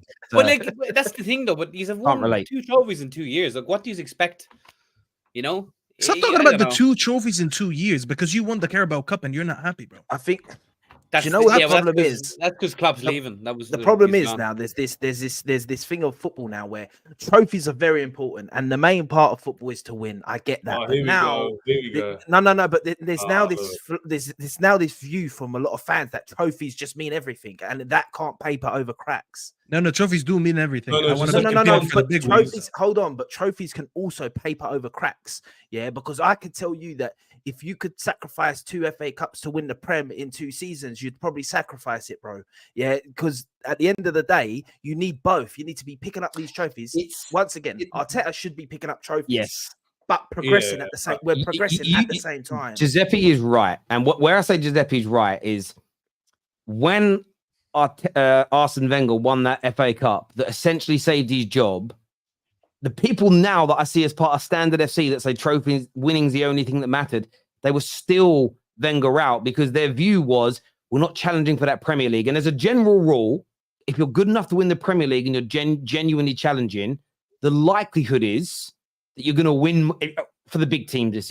You're going to pick up more trophies over a 5 to 10 year period than a team that has some good cup runs. And I think it's about chasing that utopian dream of winning those cups, but also being good enough to win the league and the Champions League. And as a Man United fan, I love that we won those trophies, especially that FA Cup. It was a beautiful day. But at the same time, with what we spend and what we invest as a football club, I want us to be able to win the Premier League and Champions League. And if you're not at that level, the manager isn't doing a good enough job when you spend what we spend. And it is a nuanced conversation. Yes, ultimately, you want to win trophies. But at the same time, listen, there's a nuance to it. There's no doubt. This super chat here, we're going to come to the Saka one in a minute. People don't. Okay. The only thing I admire Todd for is he gets shit done. That's from Matt. Thank you, Matt. If Chelsea is linked to Adama Traore, I'm sure Don will find a reason to say he's better than Saka. Probably. He's faster. On Bukayo Saka, obviously we're not going to pick up on a conversation that went on yesterday between 2 very, very good friends of the football terrace, but there has been a lot of disrespect towards Bukayo Saka in the last few months, and I think that was sort of magnified and taken to an even bigger extreme on Saturday with some of the headlines, disgraceful headlines from the mainstream media, things like black ice being written, his face being on the back of every single newspaper criticizing England's defeat when he wasn't the starter, he barely featured. Multiple other players had worse games. We've seen Manu attacked at the same time, criticised for a position that he didn't even play, which I was just staggered to see him criticised for playing a 6 role when he was clearly playing in an 8. But of course, when it comes to Saka, this is in a season where he's consistently compared to everybody. He's ripped into by a lot of people. And I'm at a point, and I'm going to make this statement, but I want to throw it at you guys. I feel like the Bukayo Saka hate and disrespect has almost become like an illness for people. If a player in somebody else's club's doing well, the first person they attack with it is Saka. You know, if he does have a bad game, he's attacked. You've got mainstream media, professional pundits now mocking him and sort of taking YouTube and Twitter banter and using it as real analysis. What you always get in these situations, and it's why I always felt Raheem Sterling was attacked. One of the reasons is because for some reason he got booed at every stadium for wanting to win trophies. And when he left Liverpool, went to Man City, everybody booed him for that. And it makes them a target for some of the scumbag media outlets in this country. From your point of view, I'm going to go to Henry first as a Spurs fan. Do you feel like the way Saka's being treated by fans and by the media is gone well over the top now, to put it mildly? Yeah, it's an obsession. Like I've cussed Limp Bizkit a few times because I think he's lipped off when he hasn't been injured or whatever. But the way the media have reacted to him playing 20 minutes wasn't even our worst player. Let's just get it as sad as it is. We were absolutely terrible collectively as a side against one of the worst nations in Europe. Their goalkeeper's not even a professional player, or wasn't about 3 years ago. But because Saka is star boy and because the media clearly have got some, I'm not going to get into the politics side of it, but everyone gets what I'm saying. It's absolutely disgusting. And it's like Saka could do 10 things, do 9 things right and 1 thing wrong, but that 1 thing overrules the other 9 things he's just done brilliantly. And it was the same with Raheem Sterling. It was the same with Sancho. It's the same with Rashford. But if Harry Kane, I love Harry Kane more than anyone, he will never get the same level of grilling from the media. No chance. Like Saka missed a penalty against Italy. Kane missed a penalty against France. I don't hear anyone bringing up that penalty against France anymore. And that was in a quarterfinal of a World Cup. He basically put it into the next postcode, straight over the bar. But people just get on with it. It's like, look, Bukayo Saka is. I don't think he's world class yet, but I think he's well on his way, and he's a top quality player. But this is just absolutely ridiculous. It's an obsession, and like you said, it is an illness. Like Vinny Jr. in Spain gets a very similar treatment, and that guy is out and out world class and been world class for 3 years. He's got 2 Champions League final goals, but the way he's treated by the Spanish media is absolutely ridiculous. Like, I'd say, yeah, Henry, on the media side of things, we all know, all of us sitting here, that there's everyone knows. We don't need to speak on that side of it. But I think on the footballing side, the reason why it gets a lot of scrutiny is because the Arsenal fans do overrate him a little bit. I think that's where the conversation stems from. I think. Yeah, but they're naturally going to because they're Arsenal fans. Yeah, that's my point, Henry. Yeah, so forget about the media. We don't need to talk about the headlines, and that's disgusting. Rashford, all that stuff. We already know. We highlight it. It's poor. But in terms of the footballing side, going away from that, I think the reason why naturally, if you gas up a player, people have the same energy against him. So Cole Palmer, for example, has been gassed up this season. If he flops, Terry, everyone's been mocking him. And there's obviously a degree. Mock his footballing acumen. Oh, he's not good at this. You can laugh at him. But when you go past that, that's where the line is. You're passing the line. So that's all it is. People rate him internally. But if you're a rival, you're not going to say that, right? You're going to try and put him down. He's a limper. But I think it does stem from the fact that Arsenal fans do overrate him a lot. Because you do hear people call him world class, and he's definitely not world class. Yeah, but it had nothing to do with the game. It literally had nothing to do with the game. The thing is with what you just said, though, about him being overrated by Arsenal fans. Of course, there's players at every club that are overrated by their fans. Football is, listen, it's an opinion-based thing. You can have an opinion. I will think a player's better than Terry will think. Terry will think a player's better than I think. So that happens. Of course, you have them Twitter trolls that over-exaggerate it. But the fact is, the obsession comes from everyone says we overrate him, but then as soon as someone's really good, rivals are like, oh, but he's better than Saka, which either means it underlines in their head that they actually really rate Saka and hate that we have him, or It's that they know that they get clicks and they get the reaction from Arsenal fans. The stuff for the media is disgraceful. Yeah, the stuff for the media is disgraceful because these same media outlets try to tarnish content creators on YouTube and stuff and say they're unprofessional. And I'm watching people on live TV talking about he's going to limp and that, and not putting him in their team. He's going to limp. You can't do that and then try and cuss down people that are sitting in their rooms or their offices talking about it online and saying we're wrong. These media outlets, the papers, what they done to Saka, that's it. He's the scapegoat now. It is it. That he's the new Sterling. They've identified. We now know that, and this won't end unless people high up in the industry itself step up and start talking about it, because that's just how it's going to be. And you're starting to see it with Kobe Mainoo from Man United. You're starting to see it now where he's getting and Man United fans. Yeah, I'm not even going to ever say nothing about Mainoo because I know what it's like. But all the Man United fans that was getting onto Saka, strap yourself right in, mate, because this is exactly what you're going to get from all the rival fans now. And he just scored in the FA Cup final at 19. Like, so he was the player of the tournament.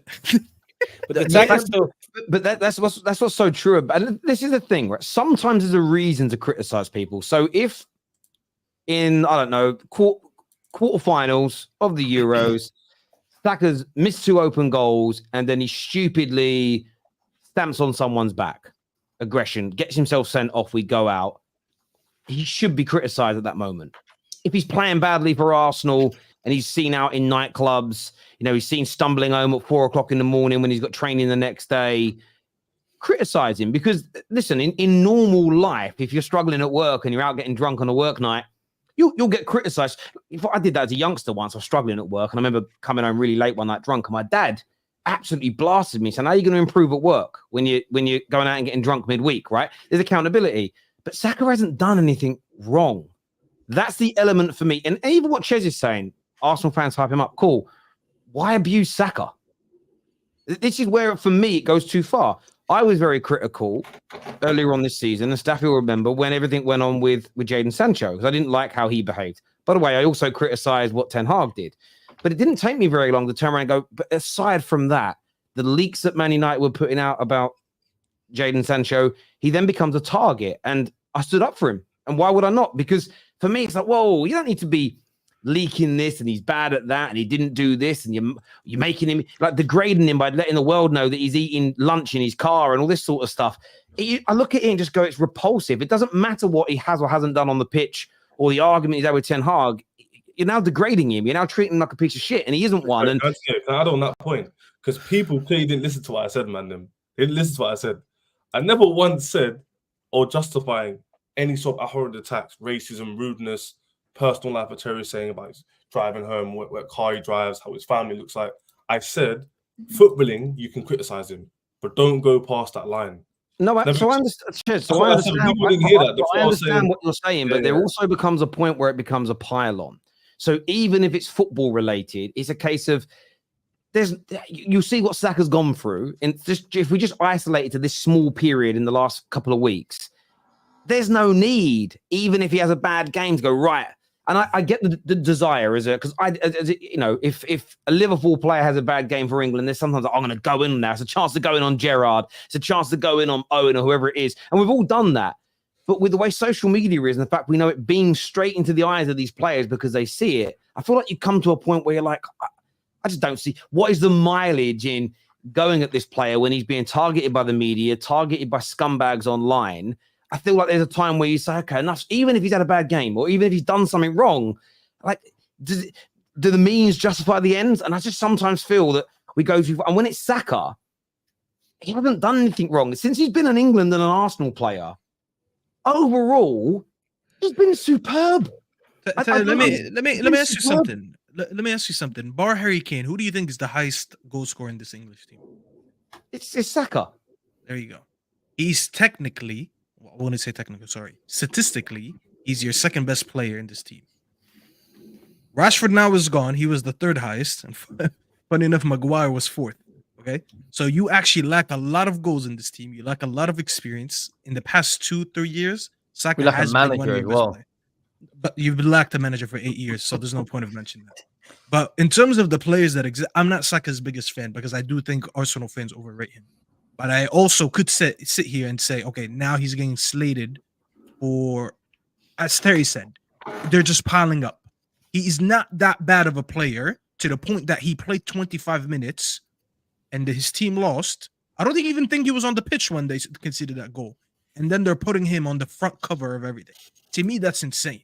It's absolutely insane. If anyone deserved to be on that front cover, was Southgate. It wasn't any of the players. But the fact that they put Saka, and we remember what happened to him when they lost that Euros, okay? And he was one of their best players in that Euros. I don't even remember how old he was, but I'm pretty sure he was a teenager at the time. Yeah, Yes, he missed the penalty. Fair enough, he got criticized for that. But the racism that he received at that time, and now they're already piling up on him again, is like this English media wants to build them up so high so they can tear him down the minute this English team loses. And sorry, guys, but listen, I know a lot of you guys are English here, but I can't wait for you guys to lose. I actually can't wait for you guys to lose this Euro because I can't stand your media. The way your media just goes at these players, especially the ones with a certain demographic, I can't fucking stand it. Staffy, saying that. Go on. Staffy, sorry, just on that, I support Italy and England when I watch the Euros or the World Cup. I like them both. I want both of them to do well. When they play each other, I'm sort of on the fence, right? But I generally watch and see the differences between the two teams. And I believe that the media is one of the reasons that England don't really ever win anything, mate. Because I agree with believe you. I agree that with the you. media is a reason that the players don't have the same love to play for England as when I watch the Italian players play for Italy. Because it doesn't matter what these players, you can play for Juve, you can play for Napoli, you can play for AC Milan. You all get treated good. When It's a different passion level. Giuseppe, I grew up in Egypt during that time where Egypt went and won the AFCON 3 times in a row. When I tell you, and there's some nasty rivalries in Egyptian football. If anyone who watches Egyptian football will tell you that. Everything was put to the side. When the national team played before the tournament, I'm telling you, the vibes were immaculate. It was the best vibes I've ever experienced as a football fan. You would literally see highlights, and they would play like there's like this songs. You know how you guys have some songs that are dedicated to the national team and football and stuff like Friends did with the World Cup winning team. We had Egyptian songs like that, and they would just play on repeat for a whole week. And all you could see on TV is just highlights of the tournament before and the tournament before and the tournament before. There was always a unity going into any major tournament. The fact that the AFCON, the fact that the Euros is on Friday, and we're sitting here talking about some players being scapegoated for playing 25 minutes, it just shows me really why some of these players don't go in and they don't win anything. Yeah, the media is the frustrating thing for me is I understand why people that are not English don't want England to win, and a lot of it is based on how the media behaves. And the painful element is like when Rashford and Saka and Sancho suffered what they did at the previous Euros. The vast majority of Brits and English people were on their side, and you saw that by the mural that was made by Rashford and the people that turned up and the wide variety, the demographic of Manchester that stood behind him. So it is always like annoying for me to see people dislike every English person because of an English newspaper. I understand why, because it's what you see and what you hear, and it's a painful one. I just wish we were a little bit. There's time to criticize.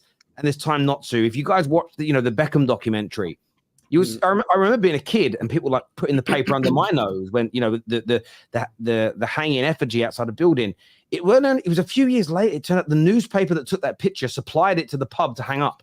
So the pub, the pub probably put it up because they thought, a bit of a laugh. But not one England fan thought, let's make an effigy of Beckham and hang it. The newspapers said, let's make an effigy, let's get a pub to hang it, and then we take a picture of it. And that then makes people it's quite easy to convince drunk people in the pub to do stupid things. You know what I mean? I've had a few drinks as an example. And the whole thing is crazy toxic. And I do get what Ches is saying, that there is a place and a time for criticism. But then I think you have to also look at times where there's a pile-on or be balanced, And there's a few people saying, Terry, you criticize Trent. I have criticized Trent's defending.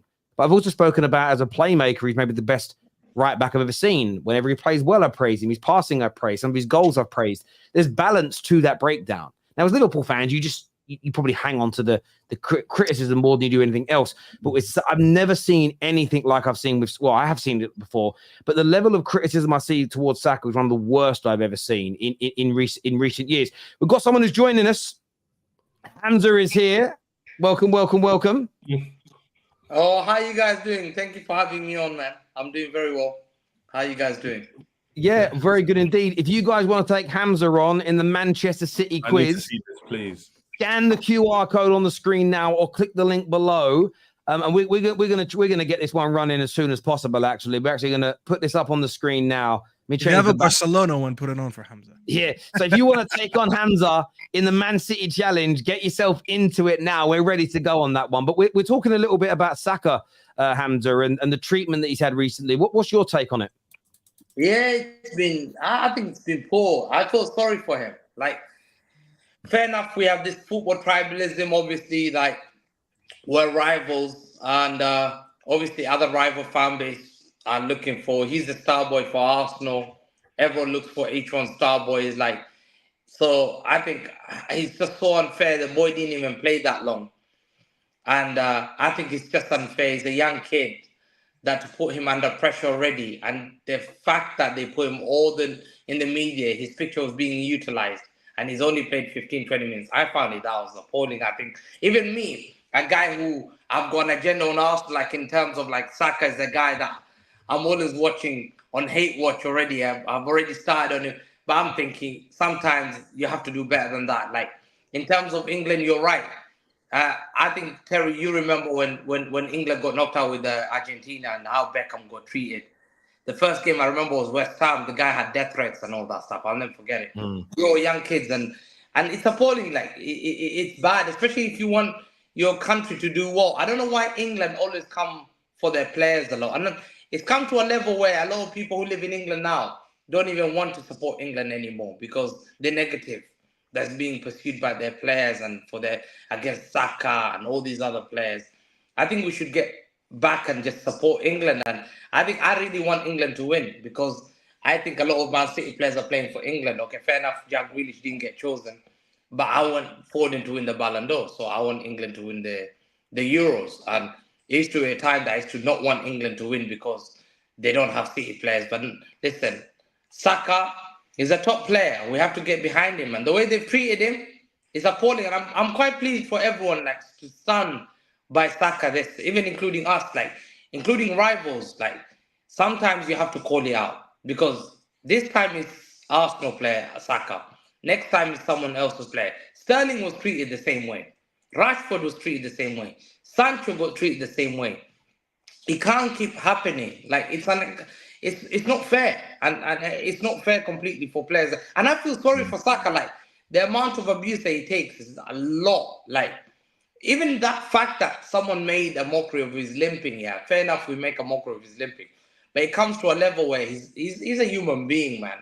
He could be watching this. That's only banter on that side of things. The thing is, fans do it as a little bit of banter, and I've been saying this for a while now, but then the mainstream media talk, and when you watch some of the things they say, they make it seem like it's real. And it's sort of, I find it really strange, you know. And listen, we've called out loads of people this year. When you've got Roy Keane, who I do respect, talk about Erling Haaland as a League 2 level football player. You could say his hold-up play needs to be improved, but he's not a League 2 level hold-up. Like if he went to League 2, he would look like Ronaldinho at that level. Like he really would. Like because there's just such a gulf in class and difference. And sometimes I just think I understand why the mainstream media do it. They copy fan content, but they do it with a bigger budget. But I just wish they wouldn't. I wish they just gave us legitimate insight and critiques and an understanding that we don't have because they were ex-players. And to a degree, just have some fun with it. Like CBS, when they do their Champions League coverage, it's great because it's football, but with a little bit of fun. Does that make sense? Some of the stuff you now see from the mainstream is absolutely crazy to me. And then when there's a pile-on, they love it. And this is a super chat here from Tony. He says, as an Aussie, I find it bizarre to see you Poms slate your own people any chance you get. Bullshit excuses onto why you want to bash these young blokes. But we do it. Listen, it is a trait. It's a very, I don't even know if it is an English thing. Like, as in like typical English way to be, but it's the media do it here, everybody. And we've seen it and some of you guys won't be aware of some of these celebrities, but you'll always, every few years, you'll get Robbie Williams was a great example. In the 90s, he was the pin-up boy of pop music. Then they bashed him down. You had, I remember Cheryl Cole. She married Ashley Cole. She was in a band. She was like the darling of England.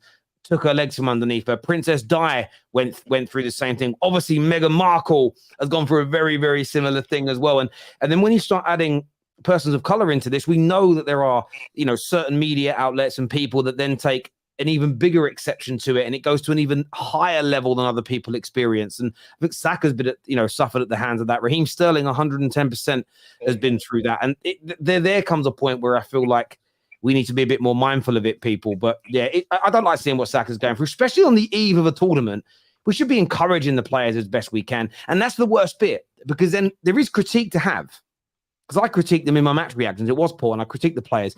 Then I start feeling guilty because I see the unnecessary pile on, and I'm like, makes me feel bad for even being honest, if that makes sense. And you shouldn't feel bad for being critical when things aren't good. But it's a difficult one. What? By the way, one more seat available in this quiz, people, and you're taking on Hamza in the Manchester City quiz. I'm so intrigued how he's going to do. Come in and join us now, people. Obviously, and none of the abuse Saka gets is deserved, and obviously there's horrible racist connotations to it, and obviously none of that is deserved. But the reason why, as we were saying earlier, the reason why he gets a lot of stick is because sorry, the quiz is beginning. We'll come back to you, Paddy. The quiz is beginning. First question, Hamza, get ready. Which team did City beat to clinch their 4th Premier League title in 2019? Man, 2019. Who did we beat? 2019. Bloody hell, man. I'm bad. Yeah. You didn't answer. You got 15 seconds to answer these. You've got to get them done quick. It was West Ham. Next time, just pick something. I can't remember West Ham, probably. I don't know. So you'll be bottom right now, most likely. You'll be bottom right now. You're up against Matt, by the way. You're up against Matt. What was the score when City beat Arsenal in the 2018 League Cup final? 3-0. Just because he's not going to answer it. 3-0. Pick Hamza. Oh, let me see. I'm looking at the answer. Henry got it right for you. Henry got it right for you. Hamza, you got to pick Hamza. Cool Spurs are trying to help City, guys, nice and quiet for him, please, the best we can. Sorry. So next one. Let's go. In which contest did City reach 100 points? In which contest? Oh, that's Premier League. There we go. That is the easiest question ever. I can't see. That's why I'm looking at. Just listen to me then. Just listen to me then. And I'm going to read the question out to you. Oh, you're above Matt. How are you beating Matt? Oh, that's right. You're in second place, though. What was the score when City won the FA Cup against Watford? 5-0? 5-0. You've gone for 5-0. The answer is 6-0. I remember. Hamza. Third place right now. Who was Man City's manager during the 2011 FA Cup final win? 2011 Mancini. Correct. Well, I know that's correct. That's why I shouldn't have hovered over it. I gave you the answer. Well done there. Where do you sit? Oh, you're still third. I'm gonna win this next now. question.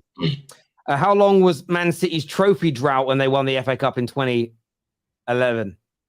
2011. How long was your trophy drought? I think over 50 years. Over 50 years. There ain't no option. So I'm going 42. It's the highest. It was 35, bruv. I knew that. We had a flag at Old Trafford. Come on, Hamza. No history. He doesn't know his history. Where's he going to be sitting now? Oh, is it? All right, here we go. Last question. How many goals did Man City score in the 2013-14 Premier League season? 100, 98, 102, or 96? 96. 96 you've gone for. You got it wrong. Where did he finish? Oh, man. He's gone. He came gone. Hamza found out. Oh, no. Hamza found out. Hamza, what's going on? Hey, let Hamza do the Arsenal. Let Hamza do the Arsenal quiz. After Liverpool one. We're getting wrong on purpose. We're going to do Liverpool as well. So whenever the Liverpool one's ready, people come in. You're taking on man Paddy on the Liverpool quiz. Yeah, Paddy, you were talking about the Saka situation. Sorry. Yeah, I was just saying, obviously, listen, we know there's the connotation that's attached with the media and how they target players. But you know, the reason why fans target Saka is it's a result of the Arsenal fans bigging him up and yapping so much. Unfortunately, he's the victim of like his own success in a way, because Arsenal fans, the minute a player scores like a goal, he's suddenly the best player ever. They just yap too much, and it's an unfortunate like. And I do think when someone's considered world class or the best, there's going to be a bigger spotlight on them. But yeah, obviously that's a separate thing away from the media. But yeah, I just think it's a result of Arsenal fans bigging him up too much, unfortunately. That's what I would say. And I think England fans find it hard to put the club rivalry aside. And I think it's why the golden generation of Gerrard, Scholes, Lampard and all them boys never done anything, because people it's club over country for a lot of people. And I just think that's what makes England suffer. Do you know what I find funny though, Paddy? Everyone loved Saka. All rival fans, Saka was the guy they loved when Arsenal weren't doing good. Yeah, the second Arsenal started competing for the leagues and we started looking like we're a good team again, that all switched to hating Saka. So and we've always rated Saka from the. But this is what I'm saying. I think it's more to the thing of people hate that he's doing good. They hate. No, Giuseppe. I'm not meant to like your star players when you're doing well. That's just how it is. No, you're not meant to like them, but you can't. There's a difference. Like I like Son. I don't like Son doing really well for Spurs, but I like Son as a player. I don't always crap on Son because he's a nice guy. Yeah, it's weird because earlier is what I was trying to say. Just people didn't really understand what we were trying to say. We're not saying racism is like we agree with that. That's all rubbish. I was not trying to talk about that. I don't like it myself personally, obviously, but it's just like when you hype a player, they get hate the same way, which is unfortunate. Oh, your quiz is starting, Paddy. Here we go. The knowledge being put to the test here. So, which team did Liverpool defeat in the Spurs, B. There we go. You did it quick. I like that. Just shout the answer and I'll stop talking. Especially if you can read quicker than me. Oh, man, like I can't remember his name. I'm first. What? The Copite. The Copite. There we go. Oh, mate. That's a mate. Paddy. Where you gone here? Where you gone? Bro, no one got that. Everyone got it wrong. Yeah. Which iconic Liverpool player made his 500th appearance in December? Hendo. Oh no, Premier League. Milner. Fuck me. No, see, mate. Iconic Liverpool player, bro. Mate. Milner's iconic. Oh, yeah. Next on top. Yes. All right. Which Liverpool legend is famously known for D. There we go. That's pretty quick. Fuck's sake, man. Okay, that's the same question. Sorry, I thought it'd come back. All right. Just loading. Where you gonna? Oh, Matt. Oh, how did Matt not get that right? He's too young. He don't remember. He weren't alive. What's the name of Liverpool Stadium? Anfield. Are you joking me? That's a real question. Yeah, come on, man. But people get these things wrong. People get these things wrong, bruv. People do. That's probably it's a mixture of good, hard, and easy. Right. What's the next one? Here we go. What was unique about your 2000? Golden goal. Treble. See. Completed the treble. Yeah. You're the only one who got that right. So you might go back top here. We'll see. Oh, he's gone top. The last question, he's gone top. Here we go. Which year did Liverpool win their 1977. 1977. Oh, I felt it. You got it right. And he got it pretty quick as well. You're probably going to finish top here. Oh, look at that. He done. You won it. He smashed it. And highest score. Look at that. There we go. That was the best quiz. It was actually tough. That was the best quiz. Wait, listen, don't understand. The Arsenal one was tough. Or something like that. Sorry? Was my question set up by the Premier League to fail or something? My one was harder. We're gonna do. Do you know what we might do? We were gonna do Spurs, but there's one for 7 users here. If you guys want to do it, it's a Premier League one. So 7 people got to do it, but there's oh no, that says 25 seats. There should be 7 seats. Should be 7 seats, people. Hey, that Milner question. Let's do the Spurs one. Here. Somebody else already waiting on that one. So there's 2 of us in there now. Let's do Spurs. We'll test Henry's knowledge on the show as well. Make sure you hit the like button, by the way, people, and make sure you are subscribing as well. Make sure you are subscribing. This is going to be hard because we haven't won anything in years. It's going to be really hard.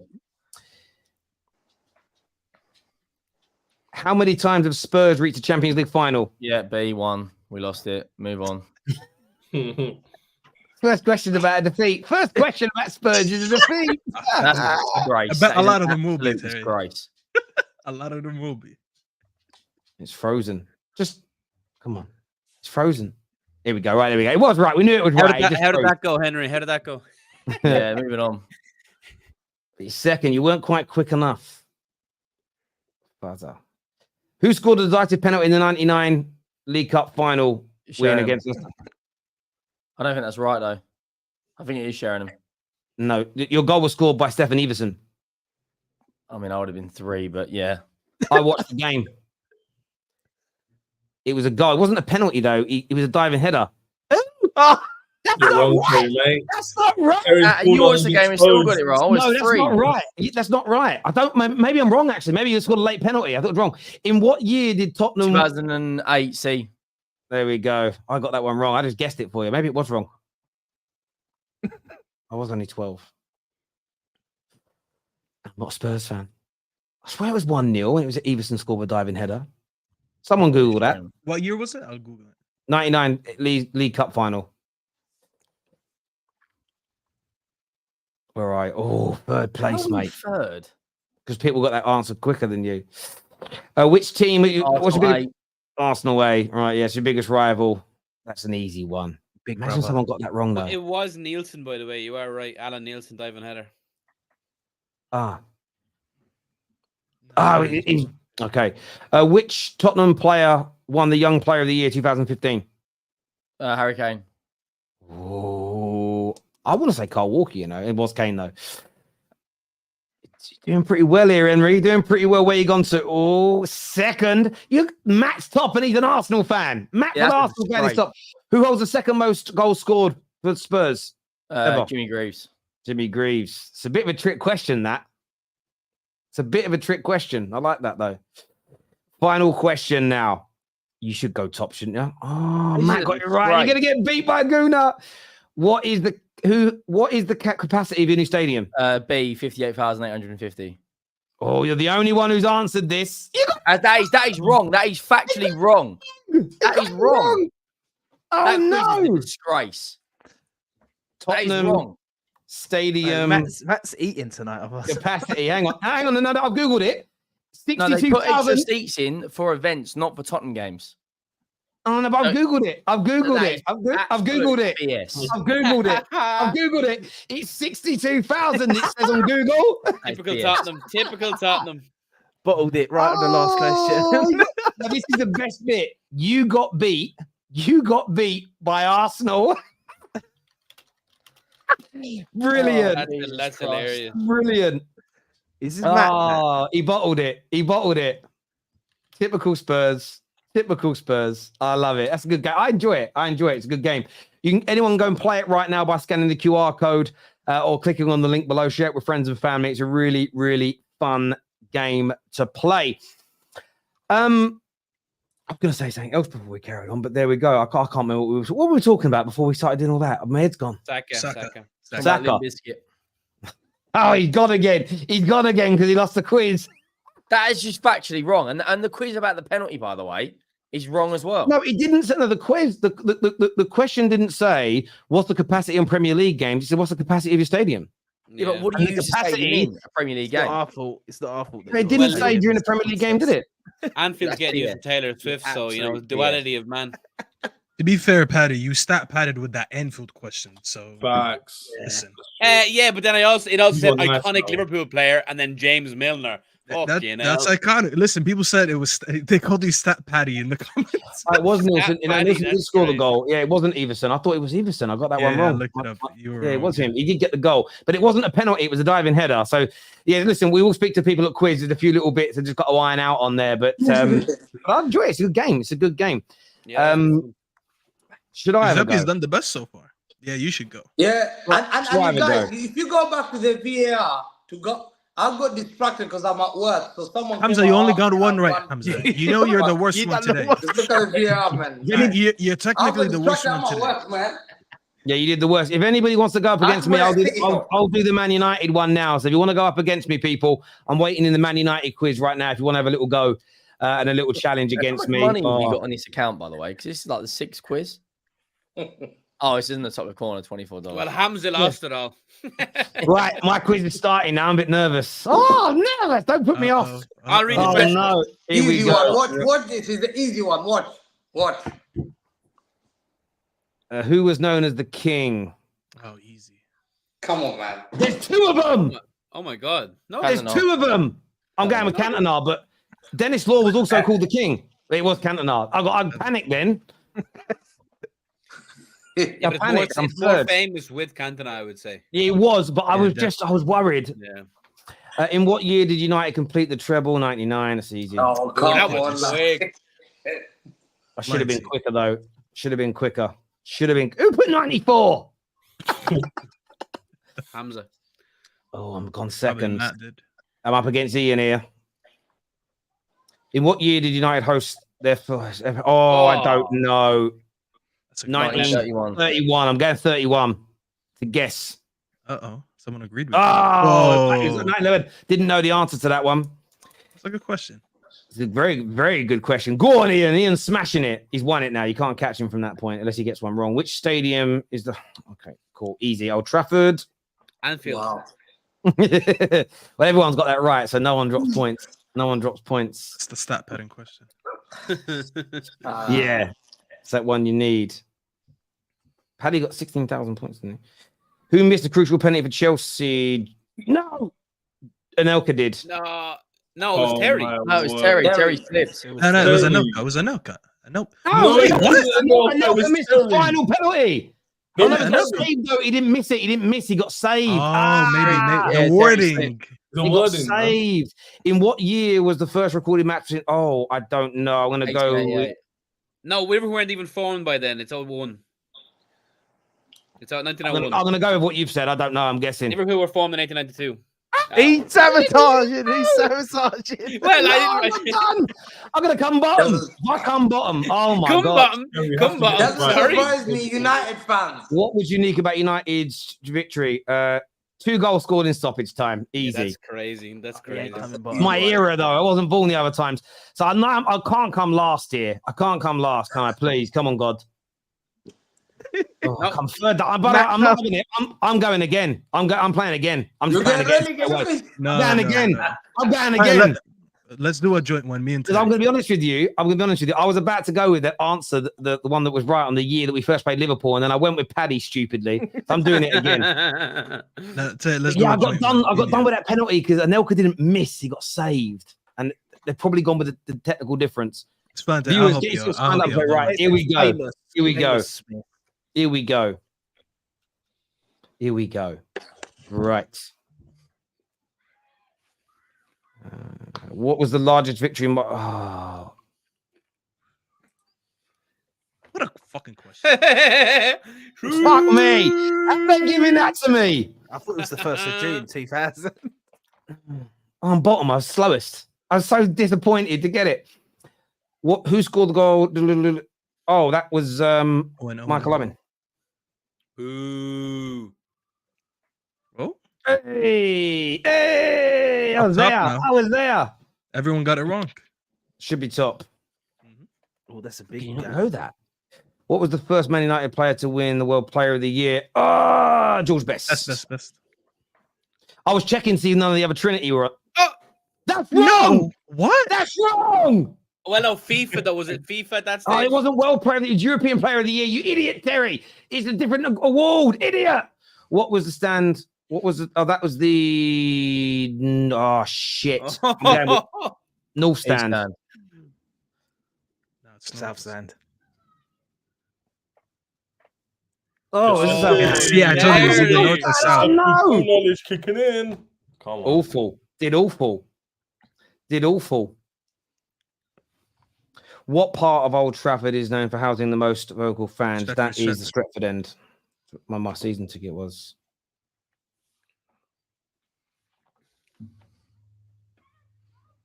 Oh, fuck's sake, Matt. Come on, don't be... Matt is cooking. What was for last match in charge? That was a draw with West Brom. Was Lukaku That was like Patrick, right? 5-5, wasn't it? 5-5. Yeah, 5-5 game. Lukaku got a hat-trick, didn't he? Everyone got that right. Jesus, I thought someone might get that. Matt's watching the stream and he waited for your He's answer. 100% sure that's what you But he's getting them answered quick. Right, final question. The iconic number didn't number 7. Oh, did Matt get that right? The same as me. Yeah, no, he's right. Yeah, he did. Matt's definitely the guy who got that right. Matt's funny, man. Ah, he beat me. I come say I'm not too. Do you know the world player of the year one is what got me? I just because it used to be the European player of the year, and then it got changed to world player of the year later. But I swear it counted as player of the year as well because no, it did. There was no world player of the year back then, so it was the award that became. But this is a quiz, and it's on the accuracy, I suppose. It's the same as Anelka's penalty. He didn't miss it. He was saved. It's not a miss, is it? So there we go. I'm happy with that. That's good. It's good fun. Look, I want to thank everybody that has tuned into the show. Actually, we've got some super chats here that says, today is my birthday. Happy birthday, Chike. He says, I'm 25 years young. Terry, you helped me get a degree in broadcasting journalism when I first met you when I was at you heard. Thank you. Listen, I don't know how I helped in that, but if I did in any way, shape or form, thank you very much indeed, and congratulations to you. I actually had Chike on my on my show. Because I do have a show called American Waffle. I have Mondays called American Waffle, but I had him on my show. Amazing guy, by the way. Absolutely. I had Chike on my waffle. That is a line. I do have a show called American Waffle. That is a line, bruv. I do have a show called American To the Chelsea panelists, why do you wait until Palmer messes up before he gets that treatment, but Saka can get it without messing up? I don't really get this question, so it's getting blanked.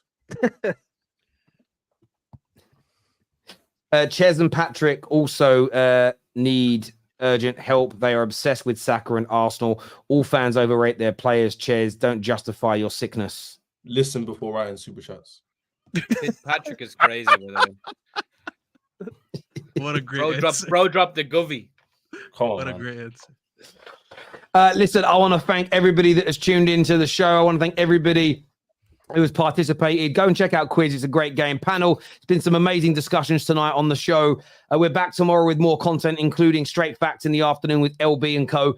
So until next time, take care. Goodbye. God bless. And we'll